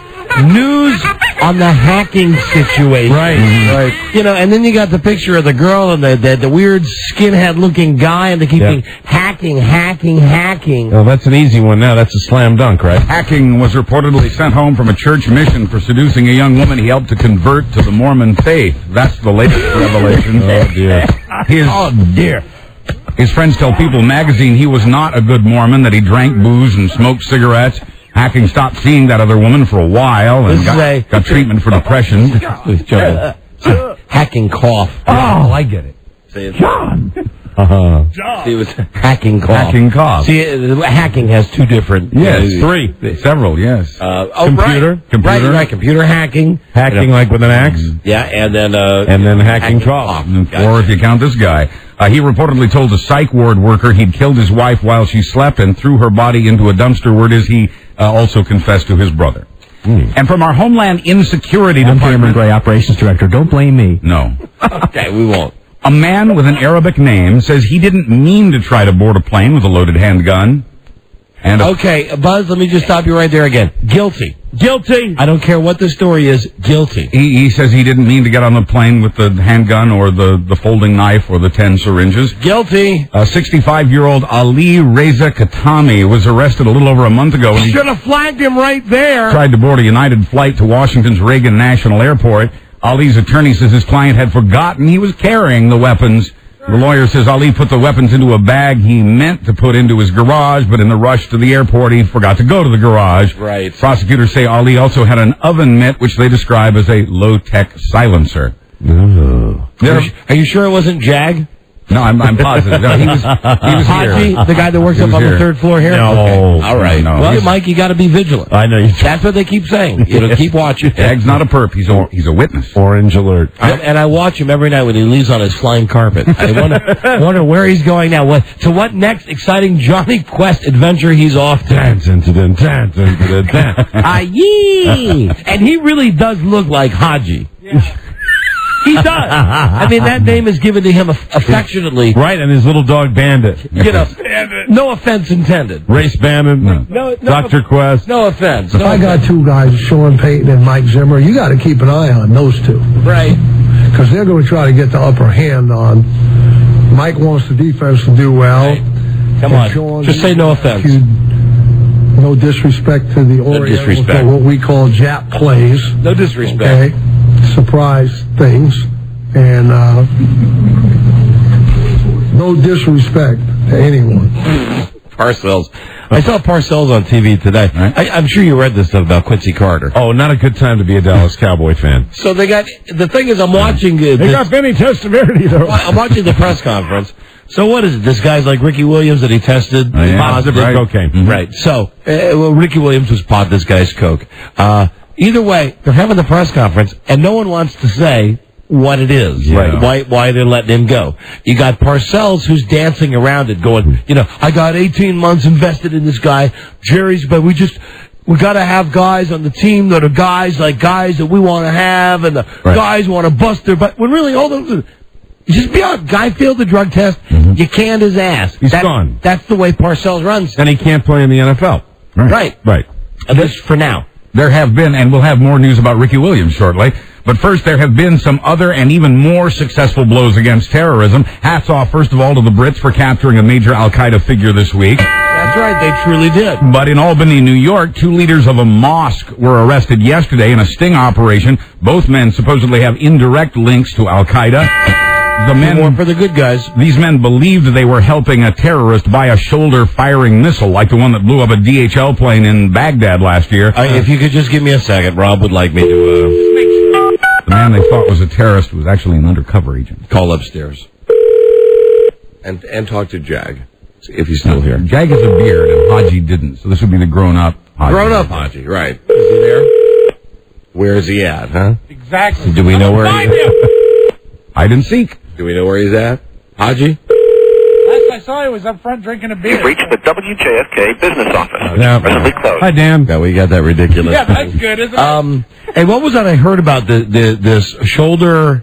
shoulder fire missile, right? Mm-hmm. Right. That I saw some guy, all the news channels have defense experts. Yes. Oh, maybe this is Haji calling back. Hello? Hey. Hey, Jag. What's up? Hey, listen, dude. You weren't in Albany, New York recently, were you? No. Okay, that's fine. Okay, that's all we wanted to know. That's all we needed, Jag. Okay, so I missed out. What was this all about? Terrorism. Oh, okay, that's cool. You want me to call my cousins and make sure that they didn't do anything? All right. Just check in regularly. Jag always gets the joke, ladies and gentlemen. Thanks, Haji. All right, have a good day. See you later. Bye. So anyway, call my cousins. That's fantastic. They're doing a story about these the scam, the sting that they're talking about, where the agent went and bought this shoulder thing, right? And one of the guys from some defense contractor company was on TV on CNN being interviewed and said, we recently did a poll where we had a couple of our guys out in the field, and they actually fired these things at airplanes. Okay. Yeah, right. They fired these things at airplanes, and then they polled the government to see what would you do. And like they went to Congress, they went to the Senate. Okay, now we have two guys with rocket launchers, shoulder rocket launchers, firing at our airplanes. What would you do? 67% of these elected officials said they would have the airports remain open because it's important that we keep our lives running as smoothly as possible. Right. Second question. If, in fact, the news had gotten out that two guys in whatever places in the country were shooting at planes, would you have your family fly on the same day? 97% said they would call their family to say, whatever you do, don't fly. 67% said they would have the airports remain open because it's important that we keep our lives as running as smoothly as possible. Second question. If, in fact, the news had gotten out that two guys in whatever places in the country were shooting at planes, would you have your family fly on the same day? 97% said they would call their family to say, whatever you do, don't get on an airplane today. Sure. This is part of the problem that we have. Right. On one hand, we are supposed to go on out and live our lives, and I agree with that. No matter what happens, the plane gets shot down. If you're on a flight, you have to go on. You cross your fingers and you wish for luck. But on the other hand, if the guys that are making the laws that are telling us to go live our lives, 97% of them say they would tell their families not to get on a plane. That's the way it is. Some kind of a similar thing. Would you send your kids over to Iraq? Right. That's very similar to that. Answer no. Excuse me, I'm just speaking for myself. Unless he punches another hole in the wall. Then perhaps. Then go. One of the criticisms of the CIA by the 9/11 Commission report is that the American spy agency has no imagination. The CIA says it's taken that advice to heart and made a phone call to the left coast, Hollywood, California. What, they're not creative enough? A CIA official announced yesterday that the agency is willing to, quote, push beyond the traditional boundaries of intelligence. He says officials have met with Matt LeBlanc, David Schwimmer, and what's his name, Joey. Right. I forget. Matt LeBlanc was who's the guy that I? He was Joey. And Matthew Chandler was Matthew Perry. Chandler Bing was the guy I met at the Super Bowl, the cool guy. And Schwimmer was Ross. Right. Those are the guys he met with. Now, this guy says the CIA has met with science fiction writers and screenwriters and the people behind the movies and TV shows that, quoting the CIA guy, shows that often have a terrorism theme. Oh, Jesus. They would be better talking to the people from Friends. Isn't it the way it's supposed to work? It's the intelligence agencies that are, doing the stuff that the movie people steal from. That's the way I always thought it was supposed to go. Right. I used to be that way, but the CIA's fallen a bit behind. Hey, that's a real cool car. I'm going to ask that producer about that. Can you imagine that? Yeah. Steven Spielberg, there's a call for you. It's the CIA. Now, can you imagine that? Right. How'd you do that thing where the bicycle floated? Can you share that with us? We can use that. Now that one where you had the little creature? How'd you do that? And also, we were down at Universal recently. How do you get that thing where E.T. says your name? Absolutely incredible. Absolutely fantastic. We can use that, I think. I'm not sure how. Do you know how, Phil? No, I don't know how. Everybody's innovating. The Middle East strife that's the source of a lot of the world's terrorism also takes its toll on Israeli soldiers, and the Israeli army believes it may have found a way to treat that stress with weed. The mental health department of the Israeli Army's medical court is thinking about giving cannabis to the soldiers returning from the Gaza Strip and the West Bank, all the Palestinian territories. Joe's just decided I'm going to serve in the Israeli army, and I'm pretty psyched. Fleeing America to serve for Israel. They say they hope it'll reduce the risk of stroke in soldiers suffering from post-traumatic stress disorder. Mazel tov. Joe Arden's your private first class, reporting for duty, sir. Shalom, my brothers. We got a break. What's next? Country singer Charlie Daniels tells Arab Americans he's not a racist. Oh, dear. Right. This is the Don and Mike Show. Gosh, I hate to interrupt. It's all been so incredibly fascinating and entertaining and instructive. Really, the time has just flown by. The Don and Mike Show. Trying desperately to give the human spirit some credit. Don Geronimo and Mike O'Mara. I want to mention this before we get out of here tonight. Please make sure to Washington, WJFK, Baltimore Live 105, Tampa, 1010 The Buzz.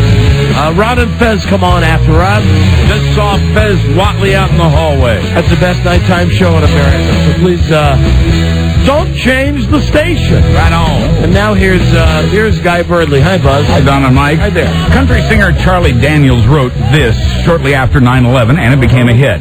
Right. This ain't no rag, it's a flag, and we don't wear it on our heads. You're telling me like I don't know this song. It's a symbol of the land where the good guys live. For months and the devil and went down to Georgia. But now, as Charlie Daniels... looking for a soul to steal. Now, that's a different song by Charlie Daniels. This is one he came up with after 9/11. What about the one that said... and the place said it was the Dewdrop Inn. Yeah. And there was, Uneasy Rider. There's a commie pinko fag out in the parking lot, and they're running around like their asses was on fire and their heads was catching. And I kicked old Green Teeth right in the knees. And how many in this room have ever met CD? I have a photo with him. You do? I do. Oh, okay. You trumped me on that one. Sorry, buddy. I go to L.A. via Omaha. One of my heroes. Well, now, as Charlie heads for a concert in Dearborn, Michigan Saturday, there's a protest from the area. Charlie. Charlie Daniels. Wrong Charlie. Charlie Daniels. Yes. From the area's Arab Americans comes the protest. There are 300,000 of them in southeastern Michigan. Quoting one of them, someone who's trying to get... someone's got to thin that herd. Someone who's trying to get popular through bigotry and hatred should not be welcome. They don't like the turban reference. Quoting Charlie, it's not anti-Arab or anti-anything. The only thing it's anti is the people who bombed us on 9/11. I'm not a racist person. End quote. I'm with him. He's a good guy. But if your domestic airline flight is delayed these days, it's not because of the security. It's because of O'Hare. A new government study says most U.S. airline delays start at Chicago's O'Hare International Airport, billed as the world's busiest airport. There were 59,000 delays from O'Hare in just the first half of this year. 59,000 in 6 months. Now, aviation officials are threatening to limit the number of commercial flights in and out of that airport. The FAA has given the airlines one last chance to do their own schedule trimming or have it done for them. Chicago is the country's central hub for airlines and extremely susceptible to bad weather, which is responsible for most of the delays there. Speaking on the topic, Mayor Daley of Chicago. Okay. Chicago, that toilet down. Thank you, Mayor. Chicago, I'll show you right. Oh, I love it all, Bessie. I'm telling you, lose. Oh, in Chicago, Chicago. Are you retarded? No questions. It's not a rhetorical question. Are you retarded? The mayor will answer no questions. They don't do things. Are you retarded? No questions. Oh, check out that time of night. Oh, Chicago. Are you retarded? My hometown. Press conference over. There he is. But who says traveling can't be fun? A prankster on a Carnival cruise line got on the ship's PA system Saturday and told the 1,000 passengers, abandon ship! Oh my God! I wouldn't do that, but I might make other funny announcements. Oh wow! The ship was just hours away from docking in New York, and it frightened the freshly relaxed tourists returning from the Bahamas, especially since the announcement rocked them out of bed at 3:45 a.m. Wow! That's not funny. We shouldn't laugh. Oh, it's hysterical. Panic ensued. No, that's not funny. Nothing funny about Pajama-wearing passengers gathered on deck thinking terrorists had taken over the ship. And imagine if it was like the Poseidon Adventures, like Ernest Borgnine. And what's Shelley Winter's coming up. And was it Van Johnson in that movie, too? No, Red Buttons. Red Buttons. Yes. I always get them mixed up. It would be great. It would be Ernest Borgnine in his V-neck undershirt. Almost his white beater. Yeah. His Archie Bunker shirt. Exactly. With a V-neck. The captain got on the PA and reassured everyone, and the culprit was never found. Wow. In sports, Ricky Williams, as promised. Ricky Williams, who reportedly retired from the NFL to smoke pot, is talking about making a comeback with the Oakland Raiders as soon as next year. Williams says he likes Oakland's strong offensive line. He also says the fans are crazy and would expect a weirdo. And prosecutors in the Kobe Bryant trial say that they will pursue their case even if the alleged victim drops the charges, as she said she might do, to pursue a lawsuit against Kobe. Yeah, this all is about her underpants. Yeah, right. No, I'm not You're kidding. right. No, it's because just sexual history. Right? What they want to do is bring her underpants into this and say, look at what's in her underpants days no, Mike, I'm not, it's off court TV. I know. Look what's in her underpants days after the alleged attack from Kobe Bryant. Give the prosecutor the stick. So she now wants to drop this, but this poor bastard cannot buy a bit of good luck. Well, they love to go after celebrities. Yeah. They really do. You know, not that he's not guilty or anything, but Jesus, she's ready to drop it, but they're still going to keep it going. Yeah, look what they tried to do to Tigger. Finally, this might be the way to go as a millionaire in the arms of a lady. That might be the way to go. But London newspapers say that was no lady fleeing the living room where tycoon Reg Penny died after or perhaps during sex. Oh, dear. Go out and take a look at it. The woman's been identified as a hooker, and police What is it? Police say they found a bottle of alkyl nitrate next to his naked body. Well, that's a sex stimulant that's inhaled. Because it's true. Also known as a popper. What was the question? The hooker told police she didn't call an ambulance because she didn't know how to dial 999. You're damn right. I'm Buzz Burbank. I can't hear you. On the Don and Mike Show. I'm liable to lose you. We gotta go. That's it. Wow. We can't do any more.